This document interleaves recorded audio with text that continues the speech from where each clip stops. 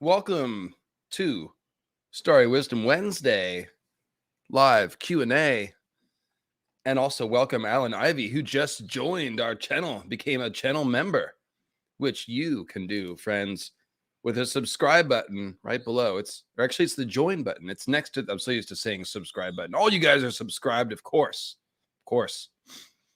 I'm only like 400 subs away from 40,000 subscribers. So I'm assuming everyone watching has already double checked to make sure that they're subscribed to get me to that 40K. But you can become a channel member for the low price of $5 a month. Gives you access to special custom emojis. You get one free super chat a month. And let's see. Oh, yes, you get a little squisher icon next to your name in the chat so that your comments stand out.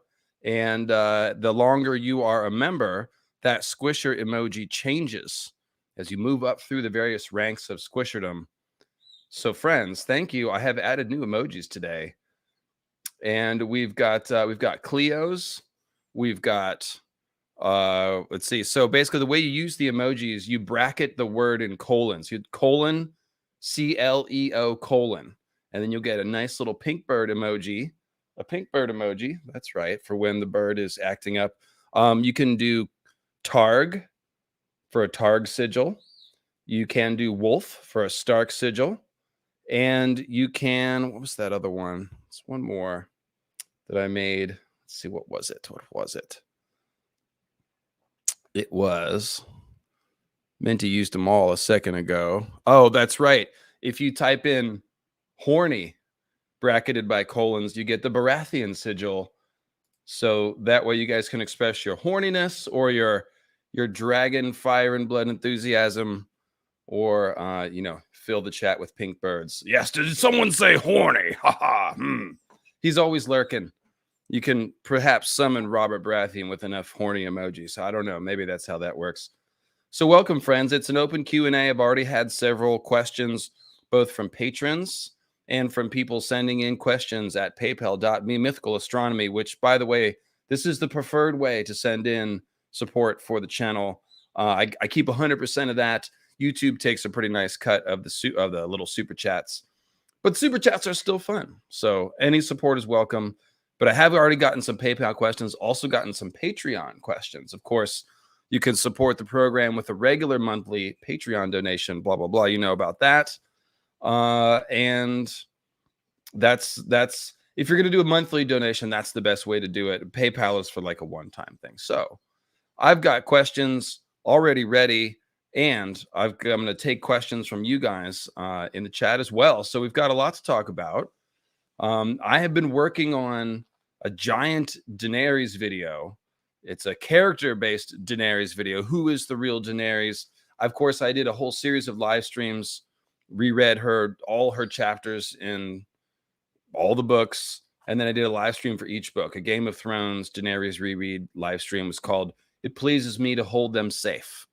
It's a line that she gave when she claimed the captives of the prisoners of war from when the Drogo's Khalasar raided a village of the Lamb Men and fought another Khalasar, and they were all those prisoners of war, etc., etc.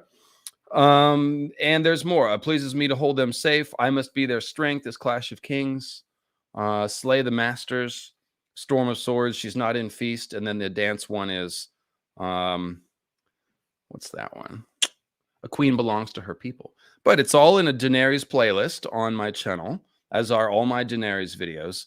This video that I'm working on is going to be like an hour and a half, and it's, edited, produced, all of my best, not my best arguments, I want to say, but basically my best analysis of her character from those streams and all the sort of discussion that we've had in the fandom since then. So it will be my magnum opus of I stand by Daenerys. Who is the real character in the books? Is there a foreshadowing for some sort of dark turn? What is her primary heart in conflict? How's it going to work with her taking the throne? All that stuff. So the cool thing is that today I've got some related discussion points that I want to get to.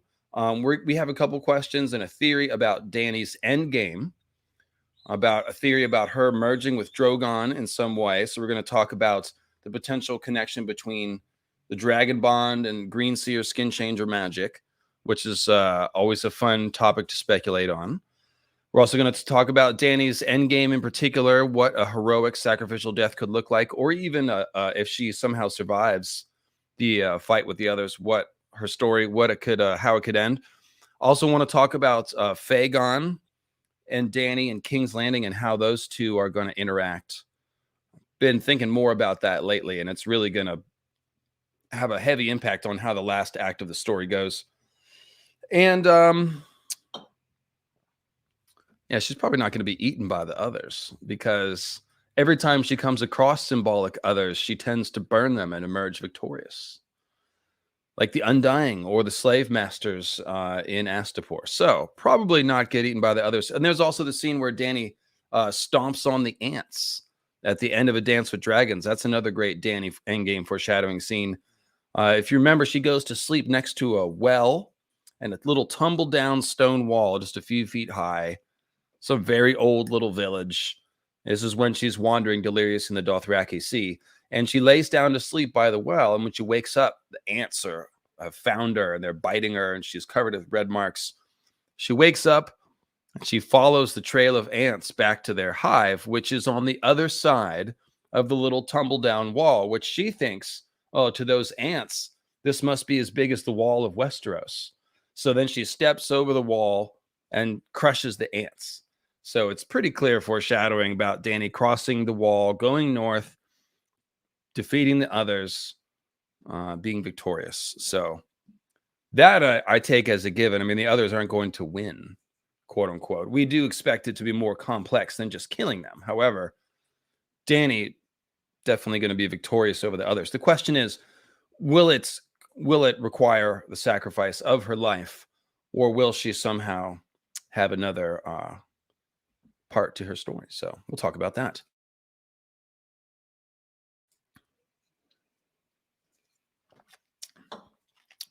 So we got a few fun things to kick around today. Of course, we've been doing a War for the Dawn series, so we have been dealing with some specific endgame theories. Also did that stream, Winds of Winter predictions for every character. That stream, by the way, is rocking and rolling. So thanks to everyone who's commented on that one and give it an upvote and watched it.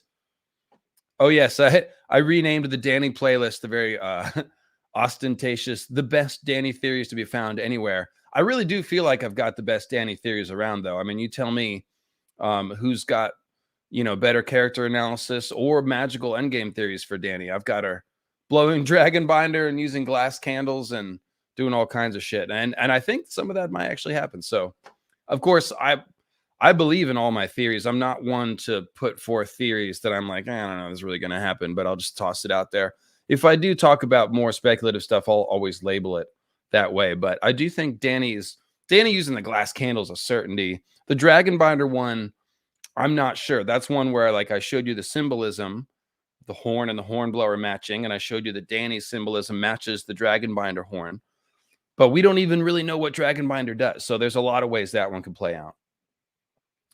A question, is Dany getting some sort of moon blood in that last chapter? Is that a sign of her being fertile again? That is, I'm not a doctor, and we don't know exactly, but it definitely could be. It definitely could be. It could be some sort of miscarriage. Some people have suggested, she's been sleeping with Dario, but I think it's more likely that, yeah, she may be, it's just not clear, because when she gets it, she's like, oh yeah, it's just my moon blood. So it's not like Dany's ever stopped having periods. So it's debatable whether what Miriam Door said is true or not. We just don't know. But the thing is, Jon Snow is already dead and going to be resurrected. So the idea of Dany having a living child is dubious at best. Anyway, I don't really think that's necessarily where her story is going, but I wouldn't rule it out. John Merkel's asking, I'm a believer that Dany will get skin changed / dragon warg ability when Dragonbinder is tooted in her earshot. Skin changer. Okay, so okay, that's an interesting idea, John. Let's talk about this. So we're told that the horn is somehow used to bind dragons to the will of the horn's owner, which isn't necessarily the person who blows it. We don't know how that works. It's pretty mysterious. Does the dragon just fly and then land in front of you and just sort of wait like a puppy and say, yes, master, what would you like me to do now? Or does it fly to you and then you have to still tame it and prove your worth, to climb up on it? Because the dragon's not a slave, as is said many times. So that's an interesting idea, that the Dragonbinder horn, the way that it binds dragons, is to potentially activate the magic of someone with the blood of the dragon, like Daenerys, to be able to control the dragon in a magical way. I've never thought of that or heard that idea, John, and that's really creative. Kind of would make sense. So let's dig into this. Let me pull up my Patreon here. Idea, John, and that's really creative. Cool, and I've got kind of would make sense. Double stream happening, even though I muted YouTube. Thanks, that's cool. Do what I say, computer. That's the part of the Star Trek reality I want. It's the part where the computer does exactly what you say. We'll get there. Lodge your complaints about the Star Trek future with Quinn's Ideas YouTube channel. He is taking all complaints about the future tech. No, kidding. But of course, for your sci-fi needs, do check out Quinn's Ideas. Good friend of mine, as we know. So I'm looking at my Patreon questions because I think there's one that ties into this.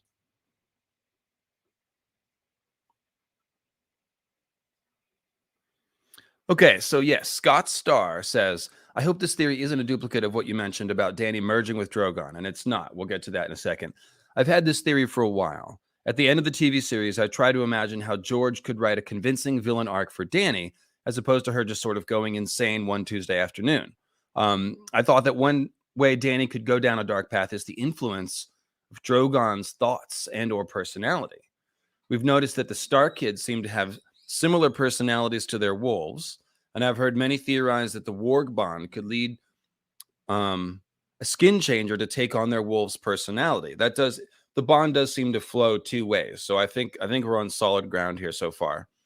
Could a similar phenomenon happen with the bond between a dragon and the rider? It seems so, right? It's not seems logical.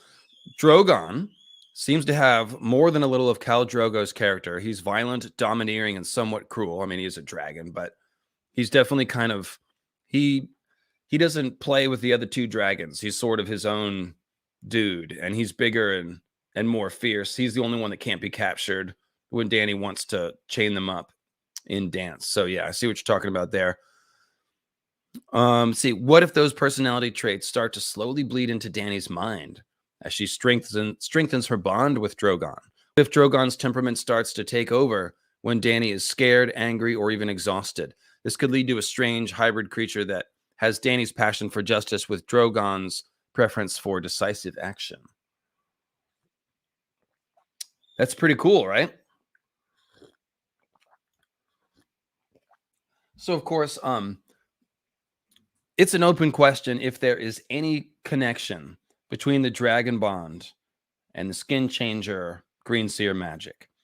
I think it's very possible that it could be, simply because it's like, okay, it's some sort of bond between a person and an animal. The difference is that dragons are fire-made flesh. They're not normal animals. They're magical creatures to some extent. So to bond with a dragon, you might need to do something different. I'm imagining perhaps a Skin Changer or a Green Seer somehow using blood magic or human sacrifice to alter the nature of the bond so that it can bond with the dragon. And what I mean is this: Skin Changers are repelled by heat and pain also. Mel uses fire to burn the spirit of Orell out of his eagle.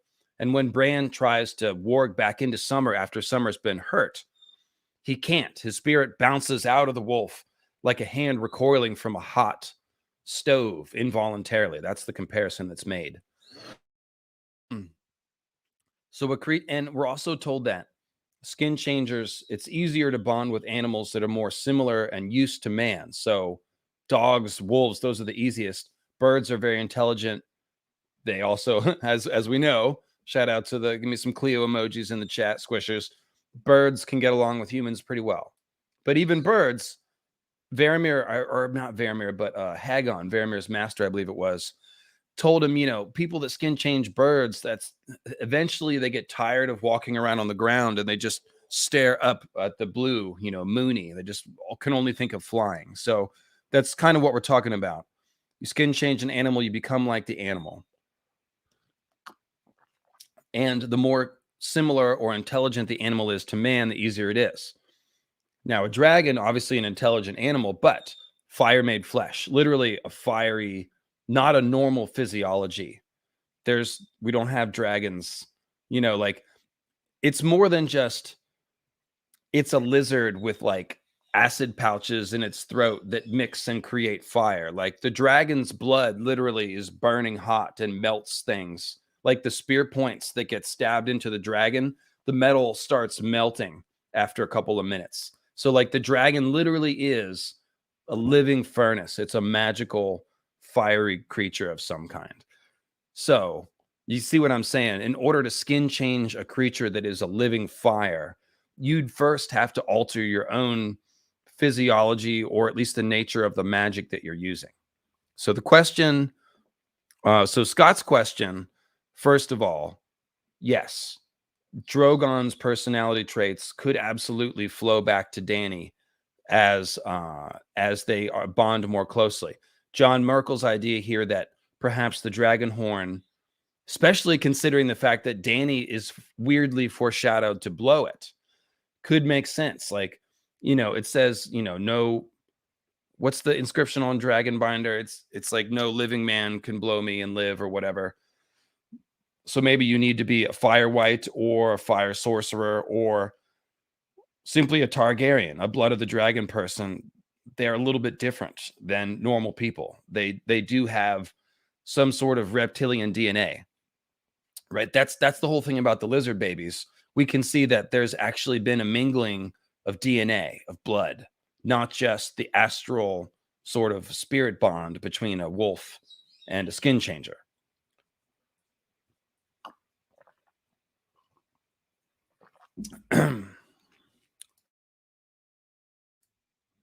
So that's why I said, you know, the best theory I've heard about how to create the dragon bond is probably Mithras Stoneborn from the forums. He's talking about first, what you would need to do is somehow sacrifice a human and send their spirit into the dragon, and then the descendants of the human can then bond with the dragon. Something along those lines. Although, how do you get the reptilian DNA into the Targaryens? That's probably where the Dracomorph theory comes in, which of course I'm building on Crowfood's daughter from the Disputed Lands YouTube channel. She has 2 Dragon Bond videos that are just amazing. And then I built on that with the Dracomorph theory. But basically those fireworms that we see with Arya, I shouldn't say fireworms, but the parasitic worms that Arya picks up from Valyria, they are hot, but there's some sort of parasitic worms with human hands and faces, and they're building up and growing inside of her, just like, you know, the movie Aliens. And then they sort of burst out of her, and they're killed with ice water. That's what kills them. So they're creatures of fire, some sort of weird parasite thing that George cooked up. But the thing I pointed out about it is that those the worms have human hands and faces. So I speculated that it's a similar thing as the xenomorph in Aliens, where you've got an original parasite that can invade a host and then mix the DNA together and come out a sort of a hybrid of the host and the original creature. Like that's what happens with the xenomorphs in Aliens. If those little face huggers impregnate something other than a human, we get different creatures. Like as the Alien and the Prometheus movies go on, you see the face huggers impregnate things other than humans, and the offspring are different because it's a combination thing. So I think that's what George is riffing off of, where the worms that Arya got, they took some of her DNA. That's why they have human hands and faces. So if you've got worms that can do something like that, then it gives you a way to mix reptilian and human DNA. And that's essentially the Dracomorph theory, is that that's how that happened. It's truly one of my most awful theories. So first, here's the link for the disputed lands. And then here is my hers is not called Dracomorph. I think it's called the Blood of the Dragon or something like that. And then mine is called Dracomorph, the ultimate abomination. Thank you, mods. Minty with the striking new profile picture. Look at that. Everyone gawk and make her feel embarrassed.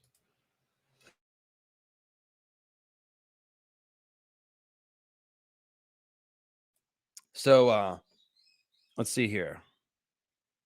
Let me get some Targ emojis for all that Dracomorph madness. And then, so going on with this conversation about how the bond works, I really love this idea that the horn is going to activate Dany's magic. Related idea. I love to point out that the last two houses that contributed their bloodlines to House Targaryen before 2 generations of incest, and then Dany, Rhaegar, and Jon, those 2 houses were Blackwood and Dane, right? It's Egg's mom was a Dane, and then he married Black Betha Blackwood. And then, like I said, 2 generations of incest, keeping the blood mixture approximately the same. And then we get our hero children. So Dany and Jon both have Blackwood and Dane blood. Here's the thing. The Blackwood blood is actually really strong. If you think about it, Egg Targaryen is essentially half Dane and half Targaryen. His mom was a Dane and his dad was a Targaryen. So he then marries a Blackwood. His children are half Blackwood, half Targaryen, but the Targaryen half is mixed with Dane. Now, that half Targaryen, half Blackwood mix, that's the same as Bloodraven. Bloodraven has a Blackwood mother and a Targaryen father, and he is a green seer. So my point is, Dany has as much Blackwood genetics as Bloodraven does. In a sneaky way, she does. Now, I'm not sure how incest affects the mixture, and it's not as straight as saying 50% and 25% and all that. So this is all approximate fantasy genetics. But to the very sort of simple way that I think we're supposed to think about this, Dany is as much Blackwood as Bloodraven. So a lot of people have theories about why Dany was able to hatch the dragon's eggs. Obviously, the comet came back around. It might just be the time, of the chosen ones being born, and so magic is coming back. However, I really like the idea that it was either the Dane or the Blackwood blood or both. The Danes obviously come from the Great Empire of the Dawn. They seem to be the first Dragonlord civilization. And the Blackwoods obviously are a house with strong green seer magic, to the point where we got Bloodraven, a full green seer from their house. And so, if it is that the Dragon Bond originally did have something to do with skin changer or green seer magic, it's interesting that Dany has all this Blackwood blood inside of her. Maybe that is what enabled her to wake the dragons again. And so then it could be that the dragon horn will further awaken her gift and allow her to really, really, share thoughts with Drogon more like a skin changer. So this is cool. We're making theories right here on the spot. This is great.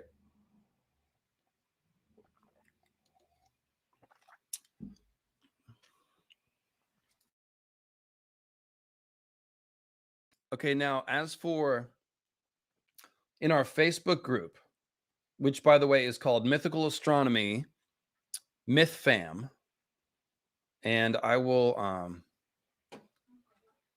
the link is now being dropped in the chat by Minty. And if you're on Facebook, go ahead and join. Send us a little thing. You got to answer 1 or 2 questions, and then we'll approve you, and you can chat with us.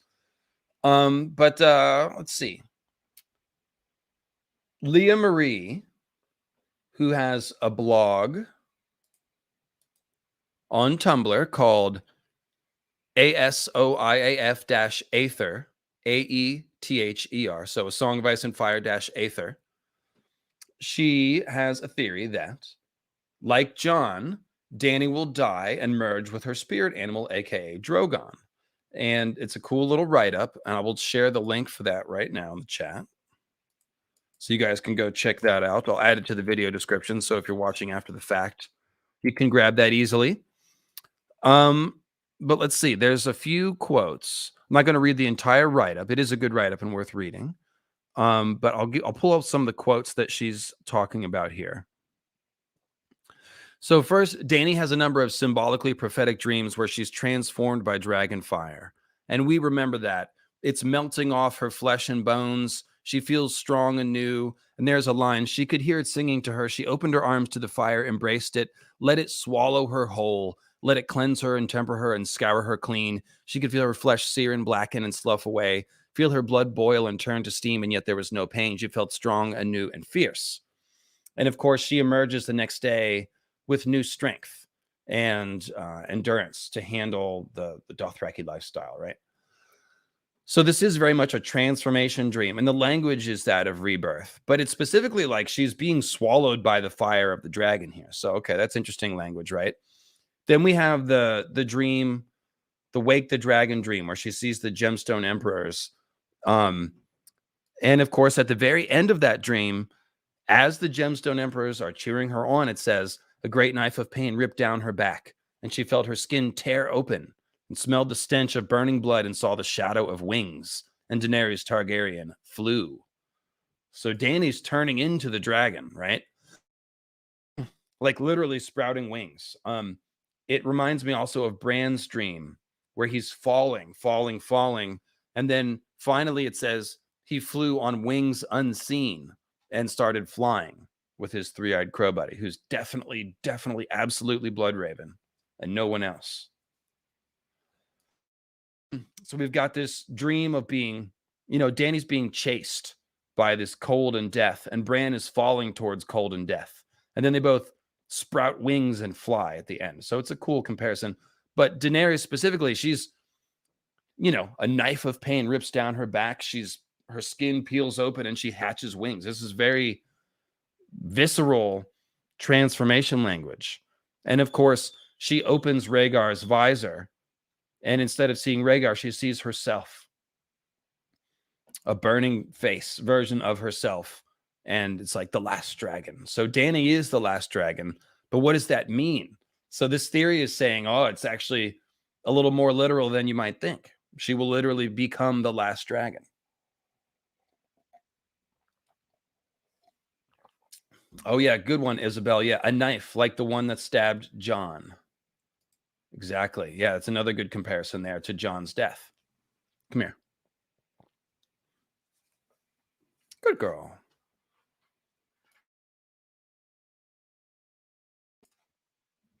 So Dany thinks of herself as Rhaegar.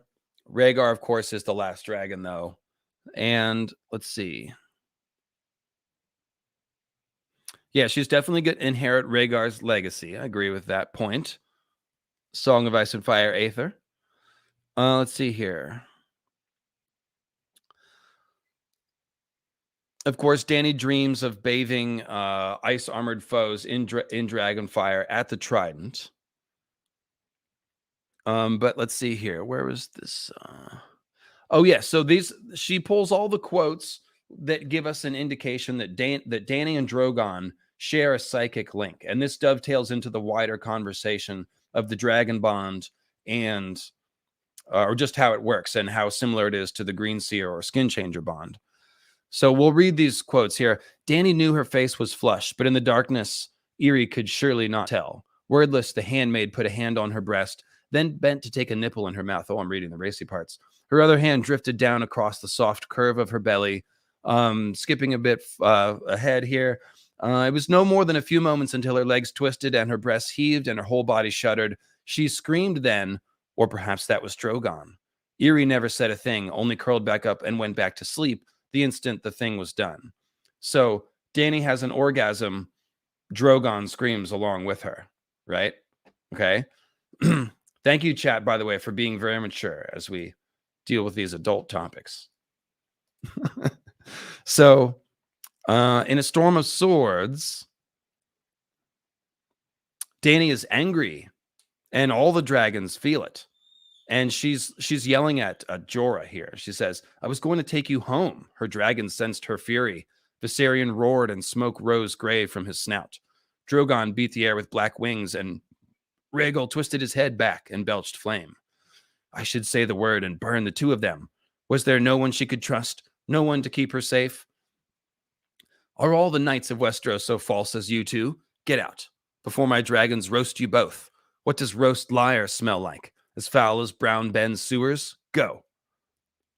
And then she says, Barristan says, where should we go? And she says, to hell, to serve King Robert. Dany felt hot tears on her cheeks. Drogon screamed, lashing his tail back and forth. The others can have you both. Go away forever, both of you. The next time I see your faces, I'll have your traitors' heads off. She could not say the words, though. That was her inner monologue. They betrayed me, but they saved me. But they lied. So, point is, Drogon channeling Dany's anger. Now, that's not necessarily magic. I will tell you that when my birds are out here and I'm working on the computer, if I start getting frustrated and sort of cussing under my breath or something, Goose will start up with his version of my swearing and be like,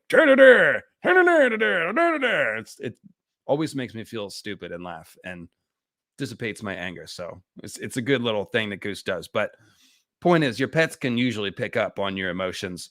Animals are keyed into emotions very tightly, obviously, as anyone knows. So it's not necessarily magic.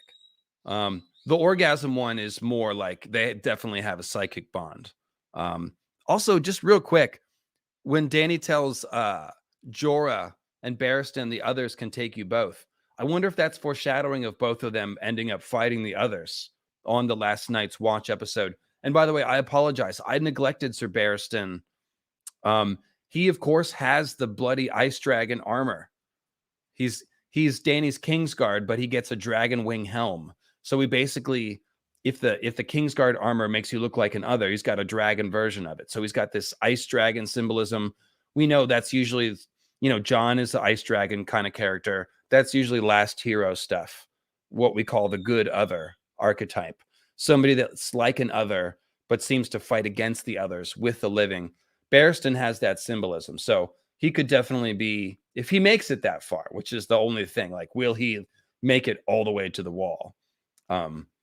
He's a little foolish. He tends to get caught up on the wrong end of plots and things. So I don't know if he'll make it that far, but this line could be foreshadowing. I just caught that as we were reading. So, then in Daznak's pit, somebody throws a spear at Drogon. Drogon raised his head, blood dripping from his teeth. The hero leapt onto his back and drove the iron spear point down at the base of the dragon's long-scaled neck. Dany and Drogon screamed as one. So maybe Dany is just screaming, because she sees it happening and she's like, no. But it almost seems like the implication is that she's feeling the pain or the shock along with Drogon. So it's subtle. It's not necessarily clear, but it could be that George is laying down these clues so that he can develop the idea that Dany and Drogon will have a more skin changer like bond, or that there is one growing. We know so little. Remember, we don't have experienced dragon lords to tell us anything. We do have Varamir Sixskins remembering the words of Hagen, and we do have Bloodraven explaining things to Bran, and the Children of the Forest explaining things to Bran. Nobody as of yet has explained shit to Dany about anything, how to bond with dragons, how to control them. We've got this little tidbit about the Dragonbinder's inscriptions that Makoro's translating, but Quaithe hasn't spilled the beans. Tyrion and Marwyn haven't made it there with their dragon knowledge. So as of right now, we just don't know anything about the dragon bond. So whatever is the truth of it, George is slow walking it. So it could be that there's a surprise hidden there. And yes, I don't think we can trust Makoro 100%. I trust his ability to translate Valyrian and his knowledge of the Horn, but I don't trust his honesty to Victarion, because Victarion is very much a tool. So,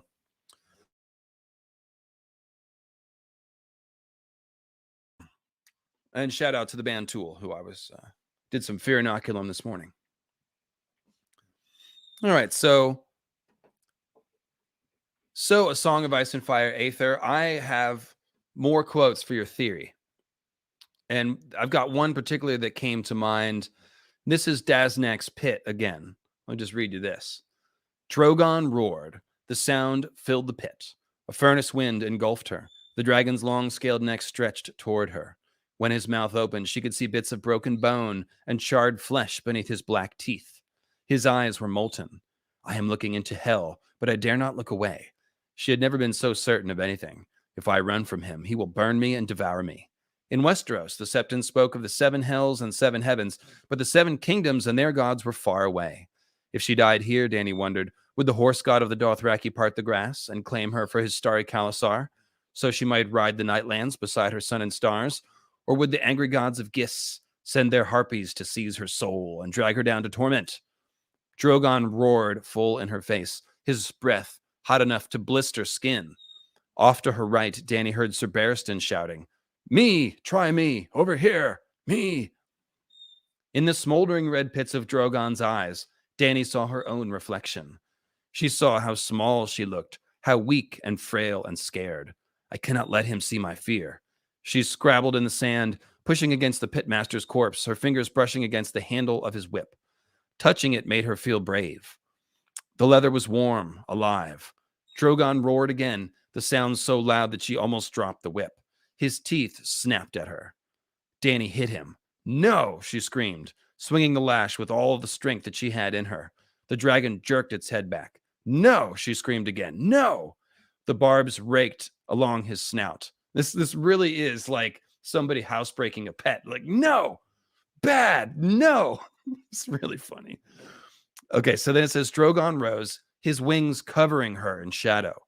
Dany swung the lash at his scaled belly, back and forth until her arm began to ache. His long serpentine neck bent like an archer's bow.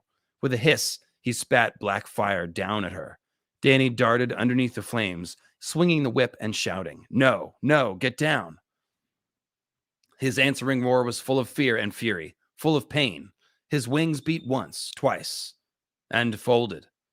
The dragon gave one last hiss and stretched out flat upon his belly. Black blood was flowing from the wound where the spear had pierced him, smoking where it dripped onto the scorched sands. He is fire made flesh, she thought, and so am I.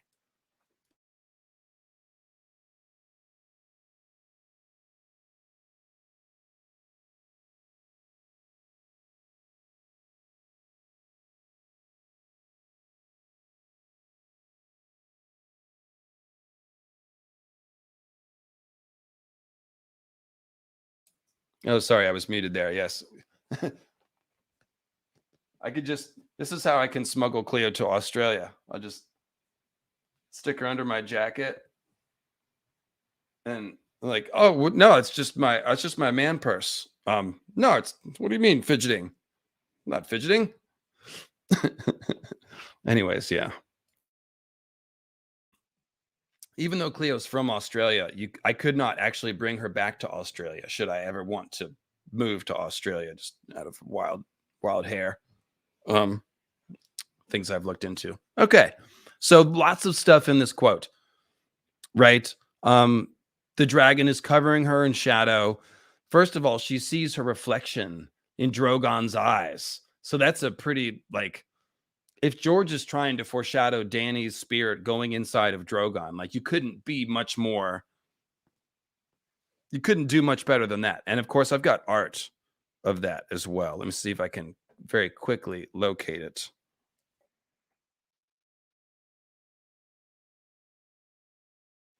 Does it have Drogon's name in it? No. Shit. I'm going to have to search all the Dany art. That won't take long.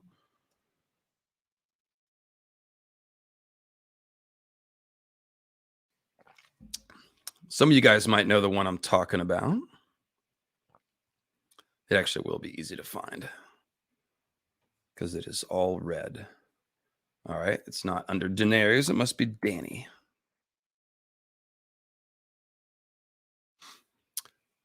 Problems that you run into when you have like 500 pieces of Daenerys art saved on your computer. Oh, yeah.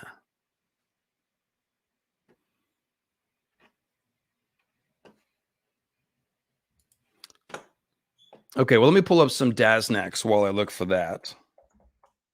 There's, of course, lots of great Daznak art. This one is by Antonio Manzanato. As I share my screen, I don't have a whole, obviously, video presentation today like I have been recently with the live streams, but I will toss you a little bit of art. So this is Dany and Daznak's Pit by Antonio Manzanato. Pretty nice one there. And then there's also this one I just found the other day by Mark Simonetti. Somehow I hadn't seen this. This one is totally sick. I'll leave this up for a second so you guys can see this. Yeah, this captures, I mean, that's one of the coolest looking dragons that I've seen anybody do. So I love this. I mean, this really, like, think about this. Dany's like darting around underneath the fire trying to avoid it. So it's totally crazy what she's doing, whipping him, and his breath is hot enough to blister skin. And we'll talk about fire immunity stuff here in a second too, because that's related. Okay, it's Fire Made Flesh by Jake Murray, the art that I want.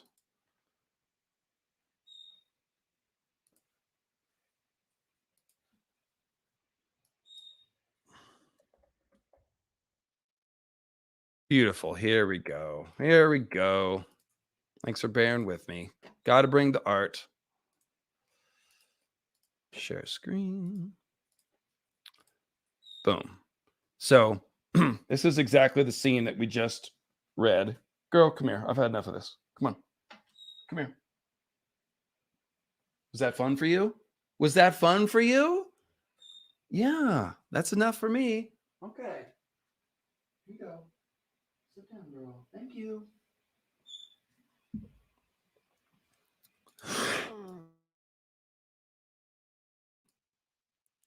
So this is the scene we were just, it's Dany literally seeing herself in Drogon's eyes, right? So this is cool. This definitely could foreshadow something like what we were talking about, where Dany's eventually going to end up inside of Drogon. Now, the logical time for this to happen, I didn't mean to close that, shoot. The logical time for that to happen would be after she defeats the others somehow. The main, yeah, let me put it back up. I didn't mean to actually close it. That was an accident.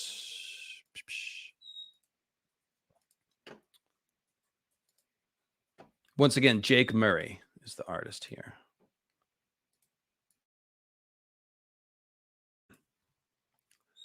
So one of the main scenes that foreshadows Dany fighting the others. I talked about the ants one, but it's the House of the Undying is the most important one. The Undying are called cold blue shadows, and Dany, they're trying to drain Dany's life and fire when she burns them.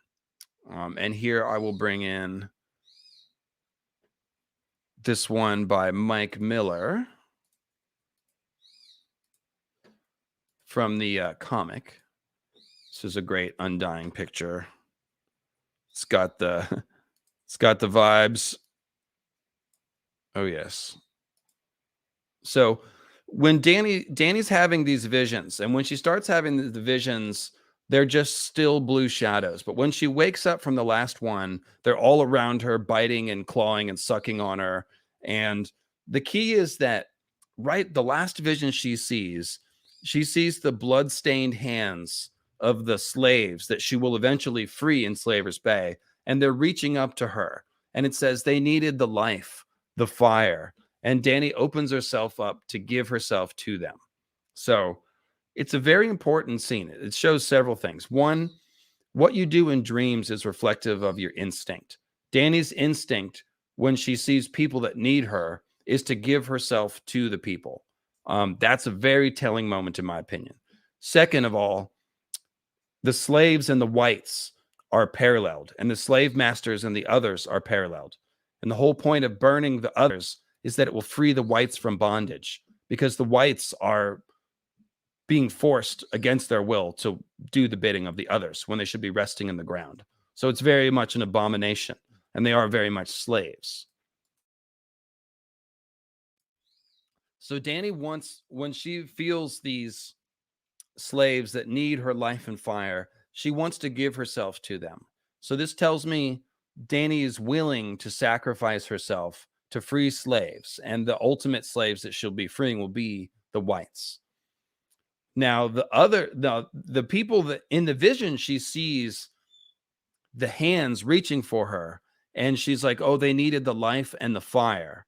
Well, it's actually the Undying who are trying to suck her life and fire, and that bit is starting to leak through the vision. And when she wakes up, that's what they're doing. They're like sucking on her. And we know that in A Song of Ice and Fire, there's a lot of predatory magic, and anybody that's trying to prolong their life ends up preying on other people to do so. That's the whole point of blood magic sacrifice. It's the idea. So the Undying, they are trying to cannibalize Dany's life and energy in order to sustain their own existence, which is also what I think the others are doing with Craster's babies, consuming the life essence to maintain their own existence. So the others are going to try to capture Dany, and they're going to try to eat her. They're going to try to take her life and fire. But of course, what happens? If I scroll up, you can see what happens. Drogon happens. Drogon comes in. He burns the Undying. He burns the Blue Shadow Heart. And he burns the entire house to the ground. The entire building collapses in smoke and ruin. So that's pretty hopeful foreshadowing, obviously, of Drogon saving the day. But right before that happens, Dany almost dies and goes through this sacrificial symbolism. Okay, the last part of this is that the 1,000 blood-stained hands reaching up to Dany, the hands of these slaves that she will free, those are also, that's also the description of a Weirwood canopy. 1,000 blood-stained hands is how we're introduced to the red Weirwood leaves in Catelyn's first chapter in the Godswood there. So if Dany is giving her life and fire to this canopy of blood-stained hands, that's literally like she's falling into a Weirwood tree, giving her life and fire to the Weirwood tree. Now this dovetails very nicely with all the Nissa theories that I have, which is that her sacrifice enabled man to go into the Weirwood trees. Her spirit went into the Weirwood trees, something along those lines. So it could be that Dany is giving up her life in this moment, right before she defeats the others. Well, how could that be? Well, at this moment when she's falling into the Weirwood canopy and giving her life and fire to free slaves, or the whites potentially, that's when Drogon comes and burns everything. So potentially she's not actually going to be going into the Weirwoods. Maybe her spirit, her sacrificial death will have something to do with the Weirwoods, but her spirit could end up in the dragon. And then the dragon burns everything. And so that's how Dany both dies sacrificially, but also kills the others. Now, if Drogon were to live at the end of the story, then we'd know that Dany was inside him, perhaps. And it gives you this kind of interesting, bittersweet, Dany's not quite dead, she's become the last dragon kind of thing. So there you go. There's your theory. That was from A Song of Ice and Fire Aether on Tumblr with an assist from yours truly. That extra quote there that I found. So pretty cool discussion, right?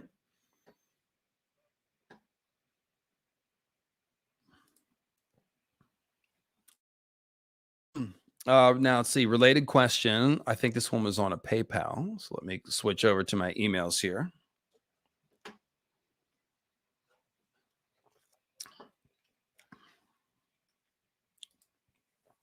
And by the way, thanks. I got a lot of PayPals sent in early before the stream today, and I really appreciate that. It gives me a chance to prepare ahead of time and think about this stuff. So thanks, guys. Michael James with a super sticker, and there was another super sticker scrolling back up from Josiah Davis TV.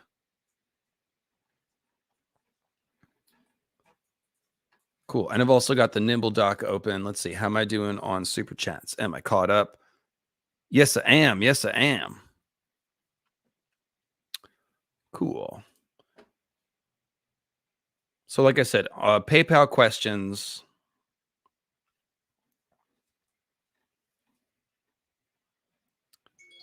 I'm looking for specifically the one that ties to this. Iron Bank. Maybe it was a Patreon.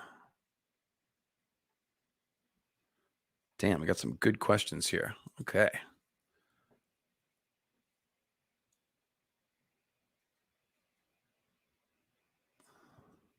Oh, yes. Okay. So another Dany Endgame idea. And this is from Patreon user Jal Hassa. Hey, LmL. So we know that Dany has death flags going into her final moments in the books. But I was wondering what your thoughts were on the possibility that she does survive and ultimately relinquishes her title as queen and embraces the more the persona of a full revolutionary. It's a discussion I've seen floating around a few times and one I've gotten into with some friends before. I think this is more based on the way the show ended, but it's still an interesting idea. So check this out. He says, what are your thoughts on something like that? Would it be likely she lives out the rest of her days as the breaker of chains and turns to Essos completely to fix all the issues that Essos as a continent has? I never really saw her as someone who would settle on a throne and call it a day. So I really would love to know your thoughts on what your idea of Daenerys lives at the end of the story Endgame would be. So this could make sense just from a writerly perspective. Dany gives up her claim to the throne to fight the White Walkers, right? Potentially she could be reviled in Westeros.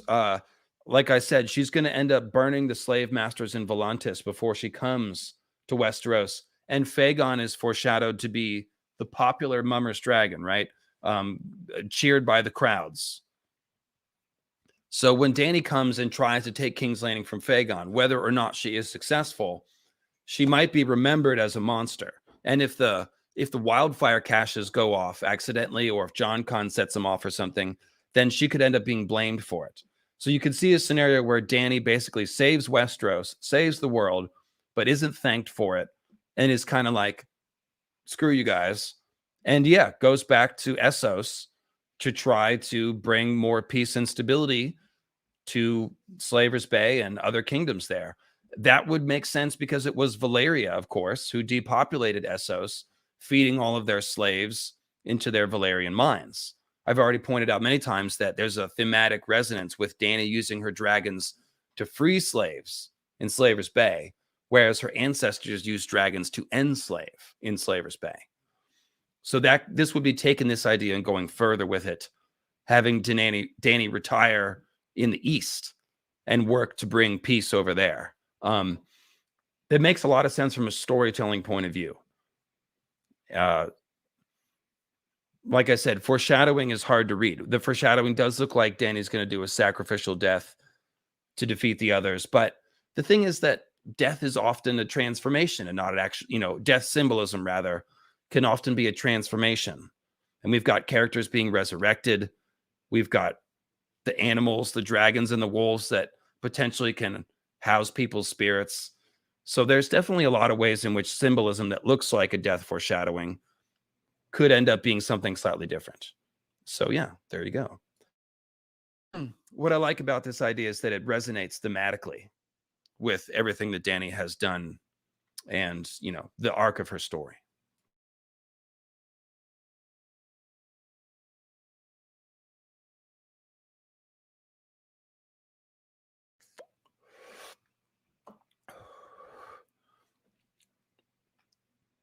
So thanks for those questions. Since I mentioned John Con, let's take this question from Elliot Winter on Patreon. I've been thinking a little bit about the bells and John Con and King's Landing. I'm sure someone has asked about this before, but I think the show tipped a hat to whatever will happen in the books. What do you think about John Con, almost overrun with grayscale, hearing the bells for surrender to him and just going apeshit? I think he'll go full Tywin Lannister and just order the slaughter of near everyone in King's Landing when they take it over. Alternately, I think the same could happen, but with John Con and the bells sounding surrender of fAegon to Dany. he hears the bells have surrendered to Dany, and he pretty much says, burn them all, ordering for everyone in King's Landing to die, and Dany can have the ashes. So it's the latter scenario, Elliot. If you think about it, the idea that fAegon is going to be a popular king probably doesn't mesh with Jon Con going nuts. Obviously, grayscale does make you crazy after a while. We know that for a fact. Jon Con also is traumatized by bells. He lost the Battle of the Bells to King Robert. He could have just burned the whole city and won the war, but he didn't want to burn all the innocent people, so he didn't. And he basically thinks, oh, Tywin would have. And so he's learned all the wrong lessons from Tywin's cruelty. Jon Con is resolved to be cruel if when he needs to be, so that he doesn't lose the Battle of the Bells again. That's the foreshadowing here. That's why a lot of people think Jon Con could hear bells near the end of his advanced grayscale and go nuts. He is very much a ticking time bomb. So here's how I see this going down. If Fägon's going to be a popular king, then probably they won't need to destroy King's Landing to beat Cersei. Cersei could blow up something, again, Sept of Baelor type of event, either right before Fägon attacks or during Fägon's attack. But the friends in the Reach line from the Golden Company and Jon Con suggest that probably the Tarleys or some other major ally of the Lannisters from the Reach is actually an ally of Jon Connington and Team Fägon, and will switch sides. This may happen at Storm's End. It may happen at King's Landing. But there's going to be a defection. And what that means is that Fägon is going to take King's Landing partially by treachery, partly because of that defection. So probably a pretty clean victory. However, the more interesting scenario is Fägon on the throne, Dany attacking King's Landing, and Jon Con doing something crazy when they're about to lose. That's when King Aerys was set to blow up the city, when he was going to lose the city. So if the bells ring to signal Fägon surrendering to Dany, because again, Dany has dragons and Fägon doesn't, then Jon Con would be like, hell no, we're not surrendering, essentially. And this could be when he sets off wildfire or tries to leave Dany a city of ashes to rule over, something awful like that. Yes. So I think Jon Con, the Jon Con time bomb, that goes off when Dany gets there, with Dany potentially being blamed by some people, at least, for the destruction. And this is how we'll play with this idea that maybe Dany's a mad queen, the heir to Aerys and all that, but actually she's not, because of course she's shown no signs of madness and every sign of, empathy and compassion and things like that, as I will discuss in my Who is the Real Dany video.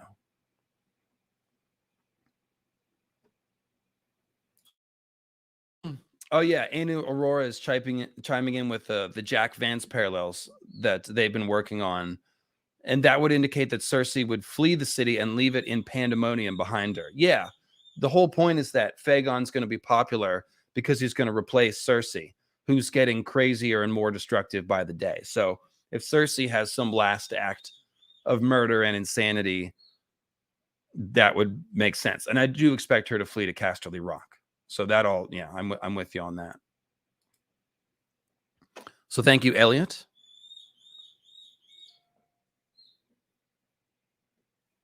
And one other loose Patreon question that I want to grab while I'm here.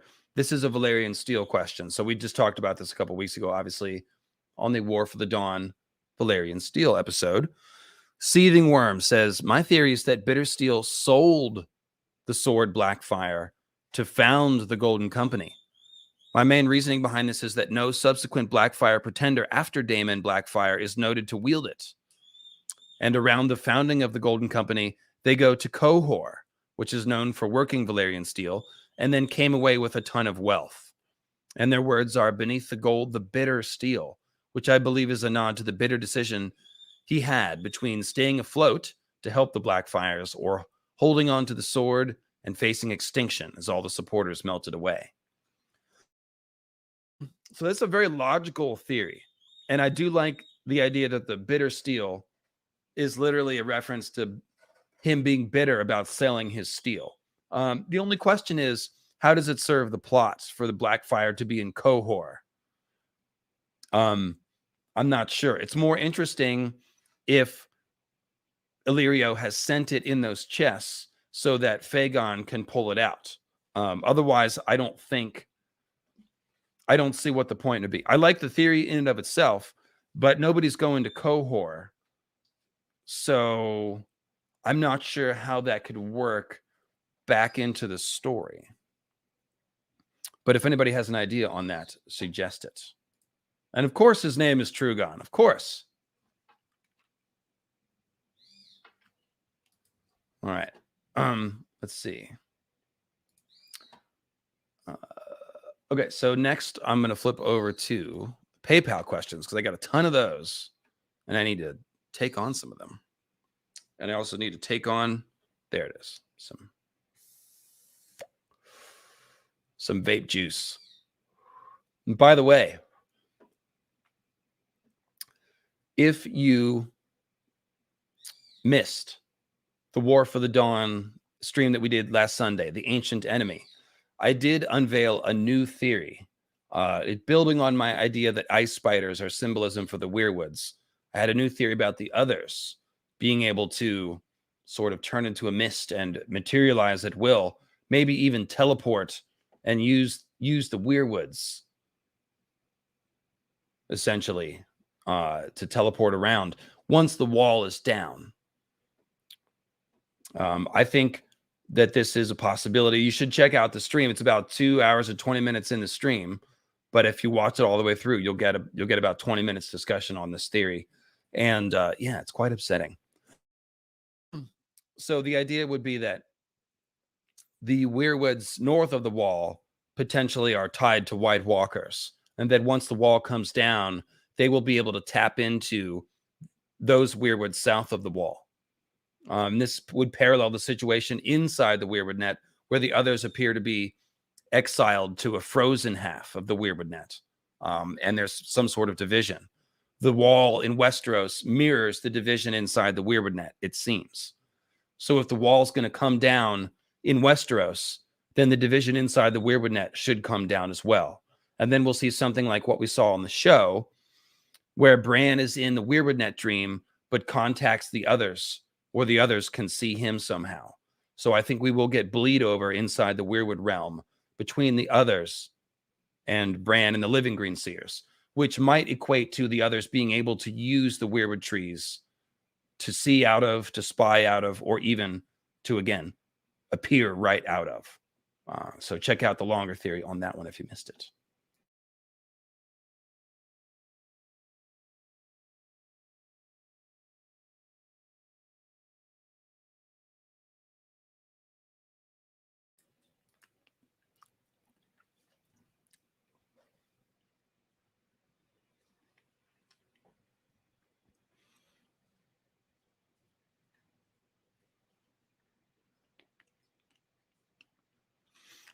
I'm reading a long PayPal here to see where to, which parts I want to read aloud.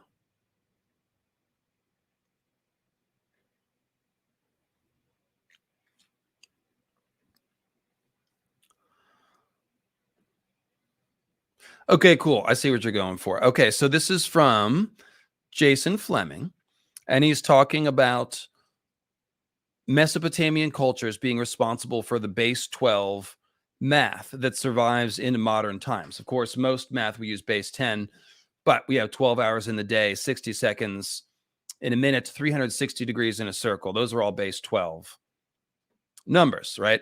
So the reason the Babylonians tried so hard to evaluate and explain things in terms of 12 is because of the 12 signs of the zodiac, which, as they processed in the sky throughout the year, helped ancient people to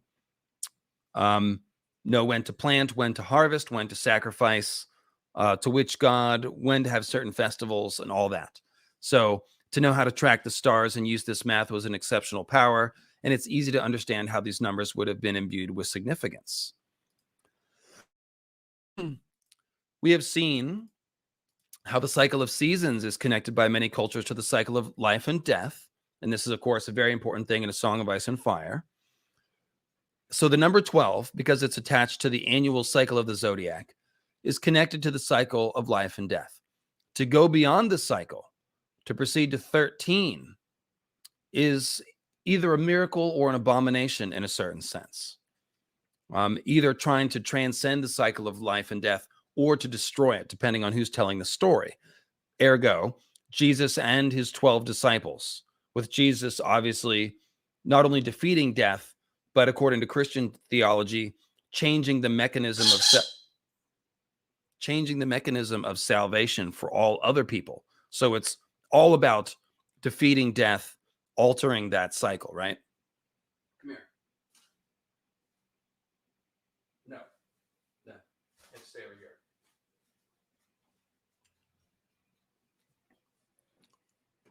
here. So then he's tying this obviously in with the last hero and the Night's King both. The last hero had 12 companions, whereas the Night's King was the 13th Lord Commander. The last hero seems to have been resurrected. He also broke the long night and helped restore the cycle of seasons. Whereas Night King, he's the one, according to my theory, I should clarify this. The books make it sound like Night King lived after the long night by saying he's the 13th commander of the Watch. There's a lot of ways in which that could be a little off. And in fact, Night King was reigning during the long night. I think that's the case. He was said to have reigned for 13 years, as well as being the 13th Lord Commander. So everything is about this number. And I think 13 years is probably a good length for the long night. It's just long enough to be considered like a generation.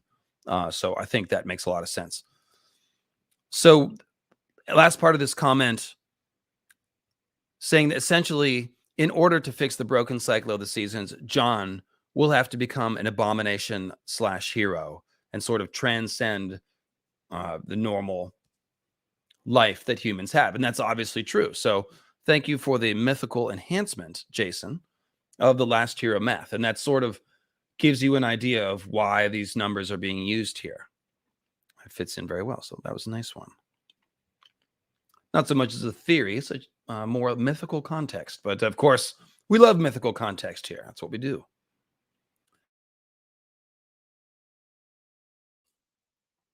Yeah, shout out to Ophiuchus, who sort of straddles the zodiac with his feetsies right over there by Scorpio, which is why I have an Ophiuchus Patreon slot in my zodiac thing, which, by the way,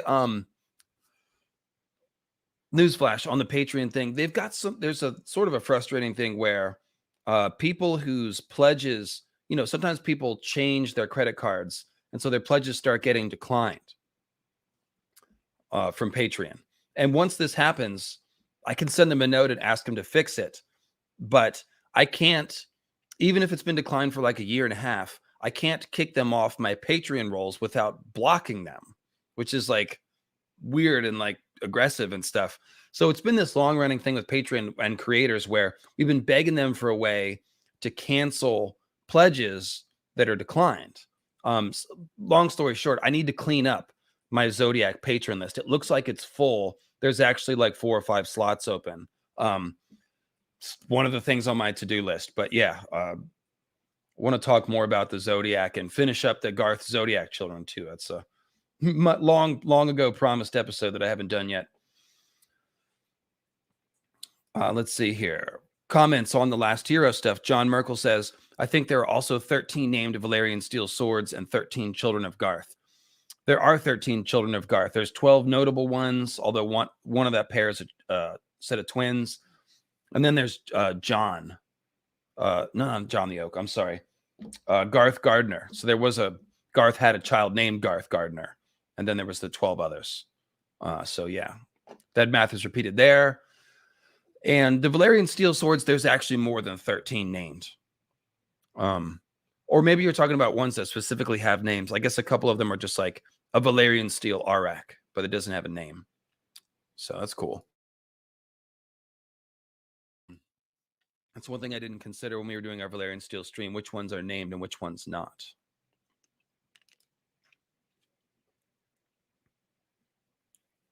What's the best way to support the channel?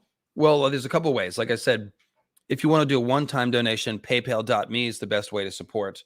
If you'd like to do the monthly donation, you can do Patreon at various levels, or you can do the $5 a month YouTube membership, which you use with the join button right below. And then you can use all the cool emojis, like the Targ emoji that I just made.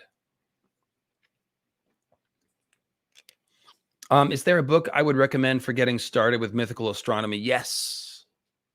Let me grab it.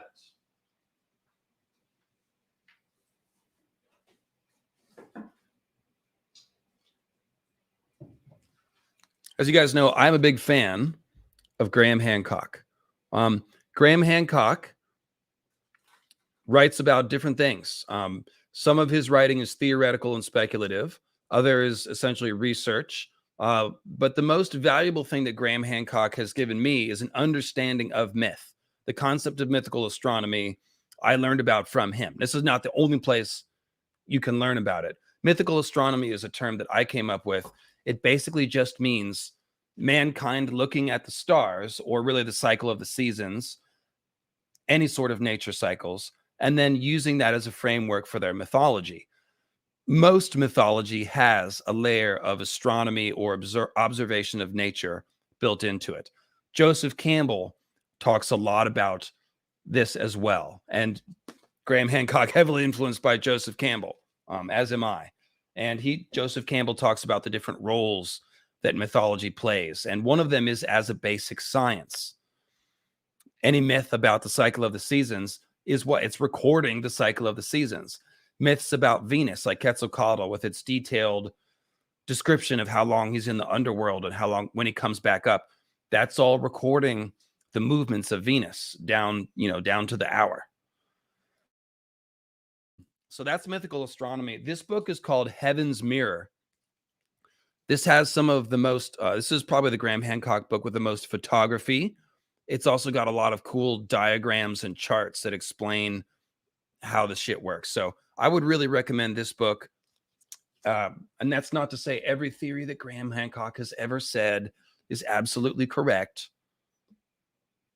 He's not like an ancient aliens guy, but he's mostly speculating about the possibilities of an Atlantis-like civilization existing in the 10,000 BC era. So that's a controversial topic, obviously. But I think that Graham's work is definitely worth reading. And that's one of my favorite books of his. So it is my dream to one day interview Graham on the channel. So maybe that'll happen sometime. That would be the ultimate get for me, because his books really, I got a hold of him when I was like 18 or 19, and it just really shaped my thinking about mythology a lot. So thanks for that question. Russell Conklin, did you ever read my triple patch face theory? If so, what do you think? 3 horns blown together to resurrect Jon, erupt the mother of mountains, and bring down the wall. I've never read that theory. That sounds ambitious. I have not read that. No. Now what do the horns do? We don't know. We've got the silent horn of winter and the very loud Dragonbinder. If you blow them together, do they make the Song of Ice and Fire? Does it, the Dragonbinder has lots of hints that maybe it calls the comet. The Horn of Winter is supposed to bring down the wall, or maybe it called the others to the Fist of the First Men. We've talked about all this stuff a lot. And it is very much an open question as to what any of the horns do. We do not know. So if a horn can bring down the wall, then it sounds like we're doing something with sound waves and vibrations and stuff. So if we can bring down the wall, maybe we can also cause eruptions. But there's no horns anywhere near the Mother of Mountains. Slaver's Bay is not near the Mother of Mountains. Yeah, so I don't know. I don't know about that part. But I haven't read your theory, Russell, so I'm not sure. Feel free to link it in the chat. Oh, is it 420 somewhere? Good, because I kind of need to consult with my Lord and Savior, Garth the Green. Let me throw some artwork up for y'all.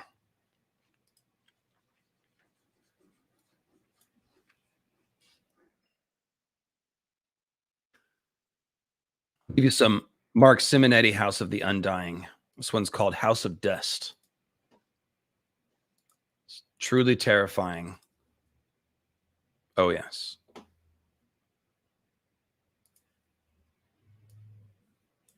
One second.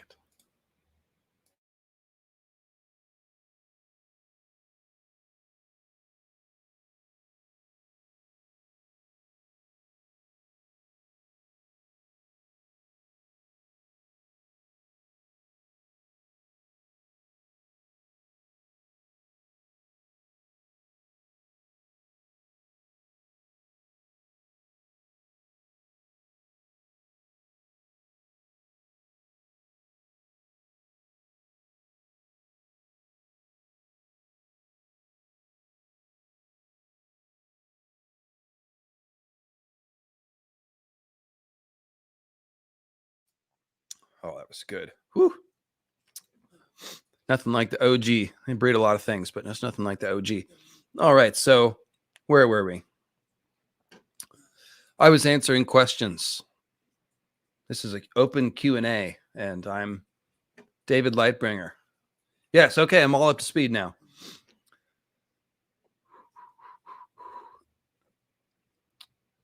Let's see here. Next PayPal question from Philip. Oh, you mouse click. That's right. Mouse click slash literally Arthur Blair's 1849. Oh, on Twitter. That's right.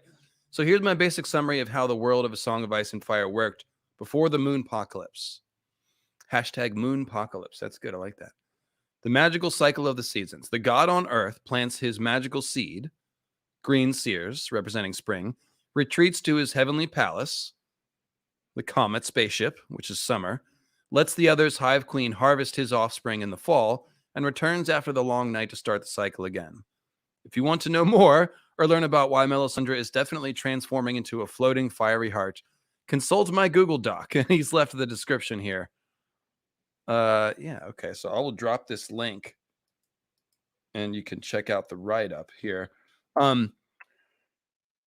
when he says Melisandre definitely transforming into a floating fiery heart, I think this is talking about the idea of my Fire Others theory, where she's going to lose her physical semblance.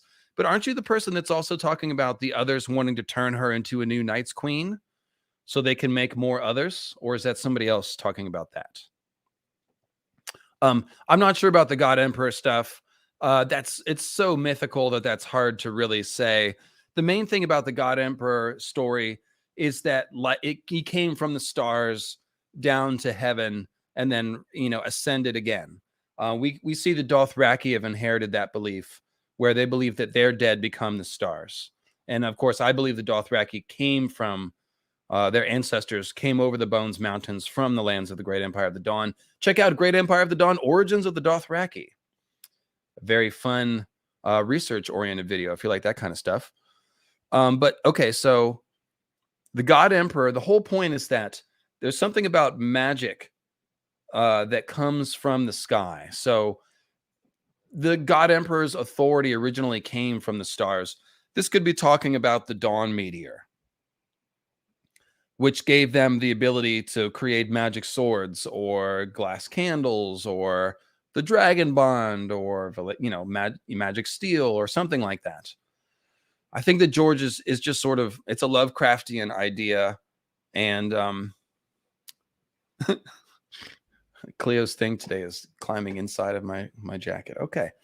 But it's just hard to say anything too particular about that. The more important thing is the stuff we know. The Dawn meteorite, the black oily stone, these things came from the stars, and they seem to have conferred terrible powers to humanity.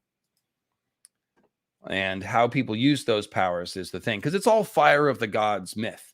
A lot of Fire of the Gods stories and ideas come from the stars, but it's really just talking about how mankind wields power. That's really the topic of all of that stuff. It's just fun to make all these magical personifications of that theme, but it's all about how people handle power, which is why Dany is the best character. The Graham Hancock suggestion was Heaven's Mirror. And Heaven's Mirror, you can see the mythical astronomy idea reflected right in the title. Heaven's Mirror. Reflected, get it? Mirror, reflected. The earth is the mirror of the heavens. So, of course, it's well known that the three the Great Pyramids seem to correlate to the belt stars of Orion. That's called the Orion correlation theory. It's by Robert Bauval. It's pretty solid in my opinion. It's not some people still debate it, but the point is, the idea is that the one that's say in Teotihuacan, I'm sorry, hang on, I don't want to say the wrong thing. Pyramid of the Sun. Yeah, so in Teotihuacan, which is near Mexico City, they have, of course, the Pyramid of the Sun and the Pyramid of the Moon.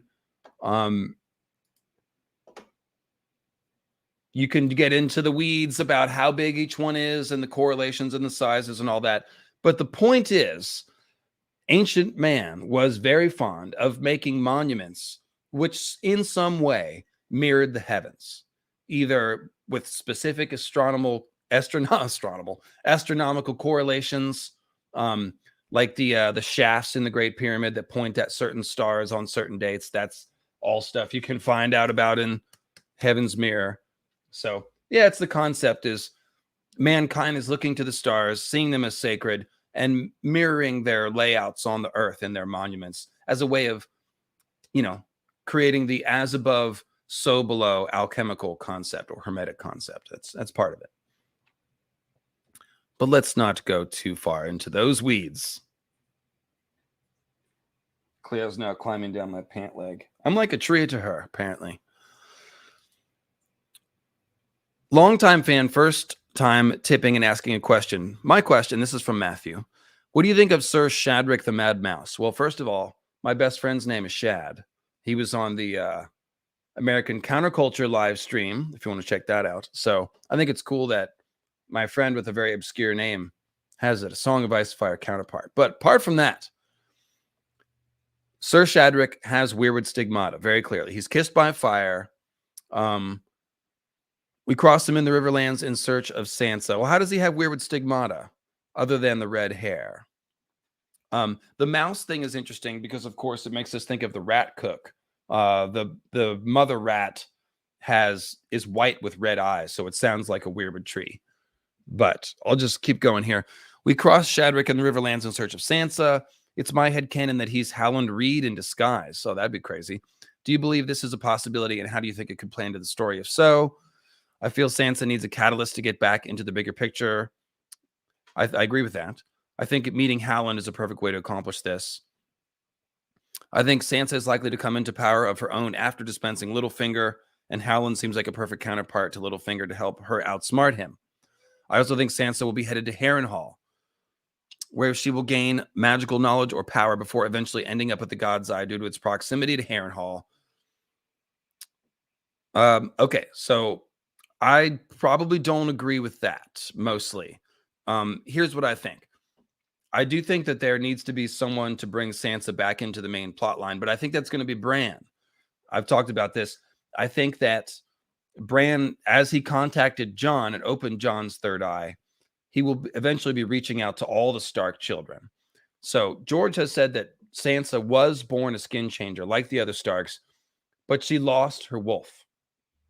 So she hasn't had a chance to develop the skill. However, there's all that little bird symbolism with Sansa. And she's in the Eyrie, which is a bird's nest. So I speculated that she will be skin-changing birds at some point. And I think they'll come and boop her on the forehead and wake up her gift at some point. I also think that Bran will essentially bringing all the Stark children back together by the end of the story with his power. So I don't think Howland is needed necessarily. I do think that Shad the Mad Mouse is going to be a major player in Sansa's plotline. Now, we don't know if he's trying to kidnap her and bring her back to King's Landing, or if he's sort of figuring out the plotting of what's going on, and maybe he'll take his own initiative. He's definitely a wild card, a loose cannon in the Eyrie plotline who's going to play a role. And I'm looking forward to him definitely in the next book. But I don't think he's Howland Reed. I do think Howland Reed will appear at some point, but I don't think it'll be in Sansa's plot line. I think it'll be more to Jon, RLJ, Bran, and his kids and stuff like that. Let's see here. Is Branwen, is that the other myth that might apply to Sansa? I know the Idun and her apples and the thing with Thiazi, that foreshadows Sansa using bird skin changer magic. But I knew there was one other mythical correlation, and I have not been able to remember what it was. Is it Branwen? I'll have to check that out.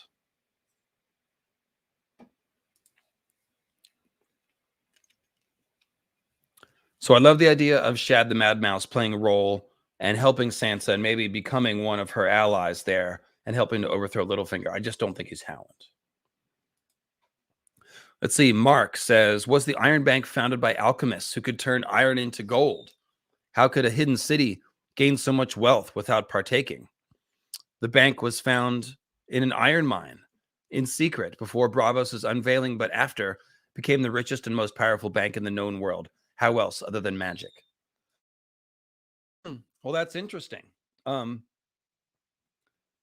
think that George is playing with the idea of iron for gold. We see that in the Alchemist prologue chapter of A Feast for Crows.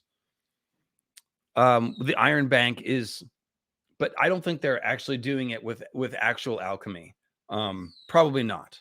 The way that they're becoming rich is because they are partnered with the Faceless Men. The Faceless Men and the Iron Bank should be seen as two sides of the same coin, if you will, as Quinn and I discussed in our Winds of Winter preview episode titled The Murder Bank, the title of which runs together the idea of Faceless Men and the Iron Bank. I think that's the idea. Like when you borrow from the Iron Bank, you know that if you cross them, you will have Faceless Men showing on your doorstep. That's why they are so feared. So I think that is how they did it. But we know that Braavos, the Faceless Men, have a weird relationship with magic. They seem to be using magic or maybe weird Kyber and pseudoscience, but we don't know. They have a lot of knowledge about the world. We don't know how far that goes. You know, they seem to know a bit about dragons. They like to steal from old libraries, you know, so it could be that the Iron Bank has some more magical things working for them. But I think it's just the threat of the Faceless Men that makes them so powerful. Oh, so Sir Shadrick's shield has a white mouse with red eyes. Oh, okay. So that's the Weirwood Stigmata symbolism. And probably also a shout out to the whole Rat Cook Weirwood symbolism as well. Very cool.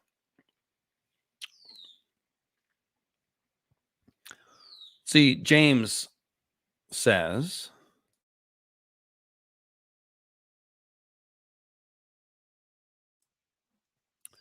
based on your theories about Dany possibly being blamed for the fiery destruction of King's Landing and the idea that Jon will be body snatched by the others and lead them on an icy assault on Winterfell, it's possible that we will get an inversion of the Azor Ahai being remembered as a hero instead of as the bad guy, like I say he is. The people of Westeros are going to see Jon Snow leading an icy apocalypse and Dany leading a fiery, conquering army. If Jon and Dany team up to stop the others, who's going to know? There are no journalists in the heart of winter that we know of. The heroes of the story sacrificing themselves to stop the apocalypse, but being remembered by the people as villains would really fit George's commentary on honor and reputation and heroism. Yes, so the Starks are constantly doing honorable things and being remembered as doing a dishonorable thing or needing to break their own honor in order, you know, to serve the greater good. So Ned lies about Joffrey's legitimacy to save the life of Sansa. Jon breaks his Night's Watch vows to go and collect information on the wildlings to save the realm. That's kind of the Starks thing. So yes, and it's a compliment to the idea that when Dany tries to take King's Landing, some of the wildfire could go off and she could get blamed for it. If Jon's body is stolen by the others, I mean, yeah, even if it's just for a few hours, but all the more so if it's stolen when the others start their invasion, then yeah, Jon Snow's reputation is going to be pretty shitty. That's true. So you could have the same dynamic with both of them where even though they end up heroes, because obviously if Jon's body is stolen by the others, it's going to get stolen back at some point. But yes, people might think about him in a villainous way, and in the same way that they think of Dany. So that's pretty that's a good potential parallel there. I hadn't really talked about that angle as much, but yes, that's a natural conclusion from thinking about the idea of Jon's body being stolen by the others. Like, yeah, it's going to affect his reputation. And of course, there's the question of when Jon's resurrected, what will people think? Of course, we all laughed at the show for never dealing with this. Like, he just leaves the wall. Okay, so we're wondering, like, well, if your Night's Watch vows are, you got to man the wall until your death. So when he died and resurrected, was he released from his vows? And if so, then that means that the entire North needs to know that he's resurrected, or else he's a deserter. But they never addressed, once he went to Winterfell and became, king of the North, they never talked about whether or not people knew he was resurrected or not, or thought about him as an oathbreaker. It was really weird. So, yeah, I do think in the show, Jon's reputation will be a thing, and just being resurrected will certainly make people fear him or call him an abomination. Yeah, absolutely.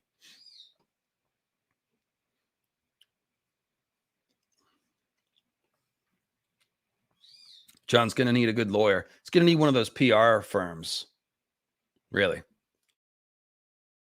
Him and Dany can split the cost. Oh, Bethany, what a nice, generous PayPal. Can I get some emoji eruptions in the chat for Bethany's generosity? She's not sent a question, but she sent a generous PayPal. Let me see some LmL comet heads or some Cleos, because Cleo will be eating well this week, right, Cleo? I'm going to buy some birdseed. Birdseed's really cheap, by the way. I always say that. It's like really cheap. Although I did have to get birdseed delivered the other day from DoorDash because it was raining. And yeah, long story. Anyways. So like that idea, the idea of just going back. Yeah, Jon being looked at as a villain, Dany being looked at as a villain. Because yeah, if they go to the heart of winter and do some magical shit with the Weirwood net and like letting the others back into the Weirwood net and freeing the whites from bondage, yeah, nobody's going to understand that. We'll barely understand it. You'll need to watch 10 LmL videos just to understand it. No, I'm kidding. But yeah, the people in Westeros aren't going to know what to make of that. Like, Weirwood, what now?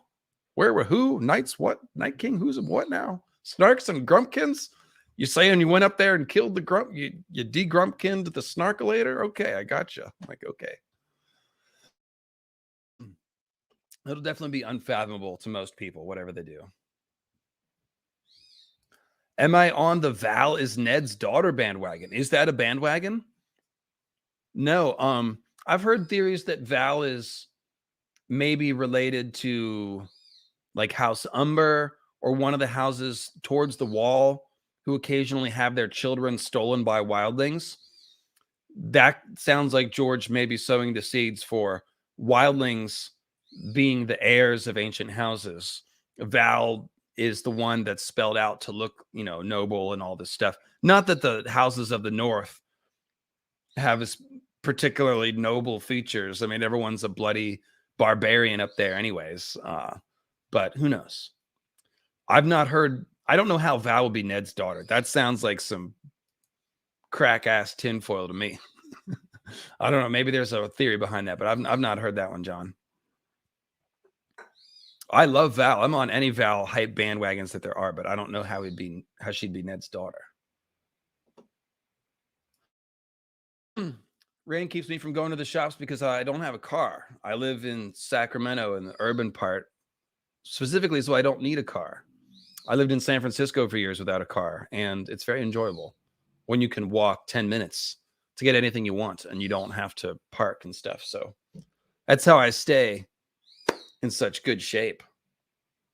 I'm old. I'm so much older than most of you know and think. It's because I walk everywhere. Smoke lots of weed. What am I talking about? Send me some questions. Let me look at the document. Let's see if I missed any. I think I may have. I think I've rinsed this shit out proper. I think I've gotten all the patron questions.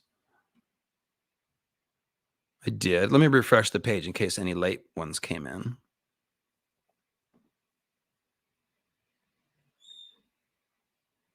Okay, yep. I'm up on the patron questions. I think I'm up to date on PayPal's. Oh, now I got some more PayPal's. Thanks, guys. Eileen, there's like 3 people hyperventilating. I just sent you a bunch of money. Answer my question. No, it's cool. Not hyperventilating, but becoming mildly upset. No, I see him now. So Eilena, oh, I won't give you your last name. I almost doxed you. Sorry. If we take Miriam Mazdor's prophecy as true, I believe that it confirms the moon meteor theory. Oh, okay. Well, I have anything that confirms my theory. The biggest problem with her words being prophetic is how can Drogo return to Dany as he was?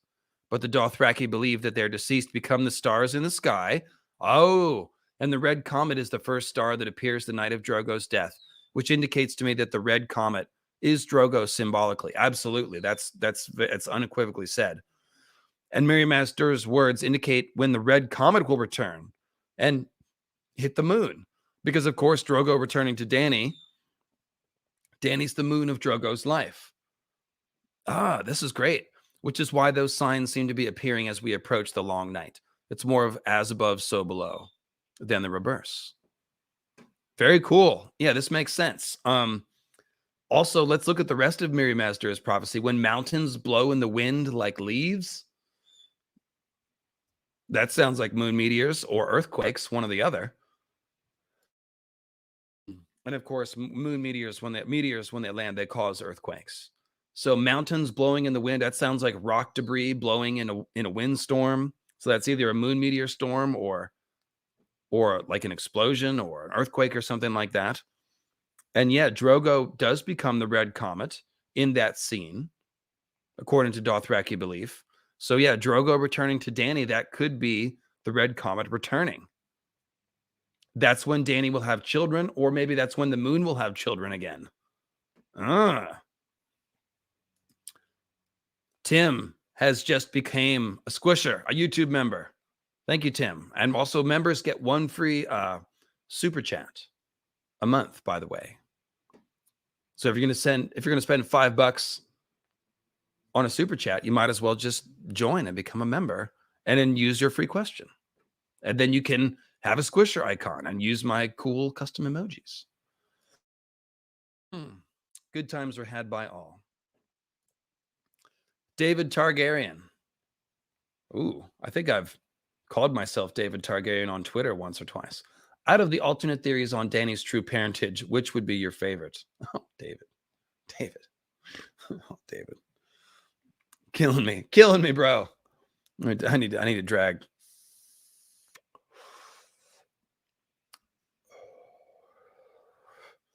I guess that she's the daughter of, I guess what would be Ashara and King Aerys. There's clues about King Aerys turning Rhaella's court ladies into whores, quote unquote. So he's either, coercing or, I mean, it's not much of a charmer, King Aerys. So he's basically raping and coercing certain ladies of the court, is what is implied. So potentially Ashara Dane, who was at court, there's the whole thing about Dany looking like Ashara's daughter and this and that and this and that. So I guess that'd be the one where, I mean, it would be a major. I don't see any reason for Dany not to be who she thinks she is, but that's the one where I could be like, okay, George, you got me. That's interesting because Ashara Dane is such a not a loose cannon, but she's a puzzle piece without a home. There's some mystery with Ashara that we don't know yet, and it could be fucking anything. She could be Quave, or maybe Septa Lamore if somehow nobody notices her purple eyes, although I don't think so. She could be the mother of somebody. She could be dead or not dead. Like, it's just, I like the idea that she's Diana Reed and that she married Howland, went to the swamp, and that she's Mira's mom. What are you doing, girl? Don't bite my zipper. Come here.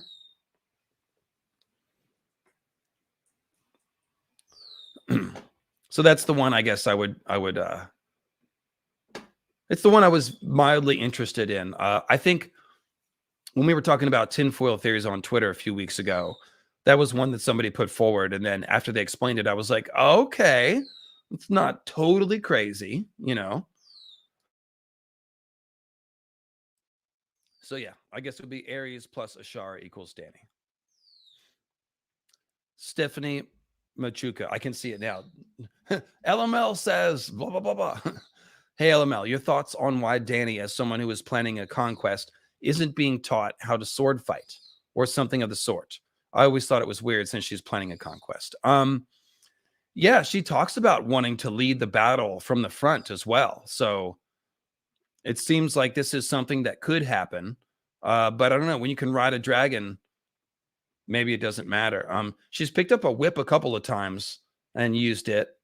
But so far she has not held a sword. However, people have drawn her holding a sword. If I can quickly find one.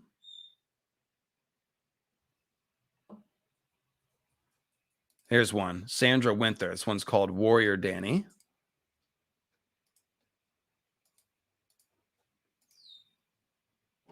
Let me pull the super chat down so we can see this beautiful art. Stephanie, I will honor your super chat with a visual depiction of your idea. How about that? Hasn't happened yet, but it really should. And there's another really good one too. Let me see if I can find that one. Again, Sandra Winter, who's done a few cool Daenerys artworks. You know, if you really, there's the best Targaryen lady with a sword art is the Visenya art that's out there. There is some really great Visenya artwork. So check that out if you want dragon ladies with swords. And who doesn't want dragon ladies with swords? Get out of my chat. If so, let me see here. Okay, here's one. There's one other one I was wanting to find. Maybe this will have to do. Yeah. So this one is going to be by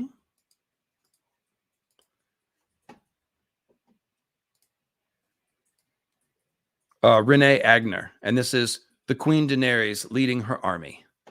So this is very much Daenerys the Conqueror. It's kind of a European painting vibe. So dig that for sure. Another idea that I've talked about is it possible that Dawn's true purpose is magical? It looks like milk glass. So maybe it's a white glass candle, a milk glass candle. It's a fantasy trope to have the legendary sword have some magical purpose, like the sword of Shannara, instead of being something you chop people with. So if Dawn has a magical purpose, I just told you earlier that both Jon and Dany have Dane blood. All the Targaryens do. Rhaegar does. They all have got a lot of Dane blood. And so, at some point, if Darkstar and Edric Storm both bite the dust, as I believe they will, different times, Dawn could end up in the hands of Jon. That's my leading theory. But if Dawn is meant to be used in a magical way, it could be that Dany, and even the word Daenerys kind of sounds like Dane Eris, Daenerys, Dane Eris. So maybe that's a coincidence, but maybe not. I do think Drogo spells it out Dan Ares, like Ares, the god of war. And that kind of makes sense because Azor Ahai is associated with the Red Wanderer, who is Mars. And Ares, the god of war, is associated with Mars, because the Roman version is Mars. Shout out to The Expanse, which I've been watching recently. Would you guys like an Expanse discussion live stream, by the way, when I finish the series? It's a friggin' awesome show. And I'm in the middle of season 3 right now, and it just strikes me like how good the writing and how complex the plotting is. And it really just stands in stark contrast to the last couple seasons of A Game of Thrones, where Dave and Dan were freelancing and just thought of the most basic shit and then still couldn't make it make sense. And on The Expanse, you have such intricate plotting and the things fit together so well. But yeah, I know there's a lot of Expanse fans out there.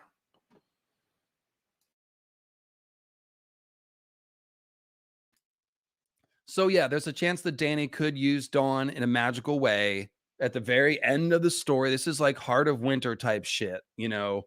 Jon and Dany in the Heart of Winter gotta melt the ice off the Weirwood tree or some crazy thing. Maybe there'll be an Azor Ahai death sword stabbing thing so that people's spirit can go into, you know, the Weirwoods or something like that. I've said many times the only way Jon stabs Dany is if there's some magical purpose to it, not to make a burning sword, but actually because Dany has to have a magical death in order to give her life force to the Weirwoods to free the, you know, the bondage of the whites or something crazy like that.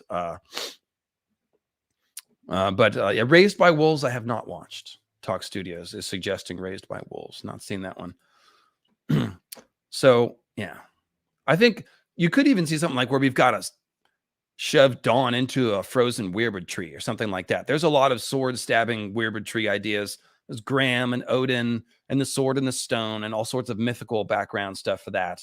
Daemon Targaryen cutting the Weirwood tree at the Harrenhal Godswood 13 times before having a symbolic fight, a long night fight against Aemond One Eye, who's like a Night's King. The Dany Warging Drogon theory. Yes, I did. Absolutely. We spent the whole first 45 minutes talking about related ideas. So yeah, check it out on the replay and you will be well satisfied, sir. Thank you very much.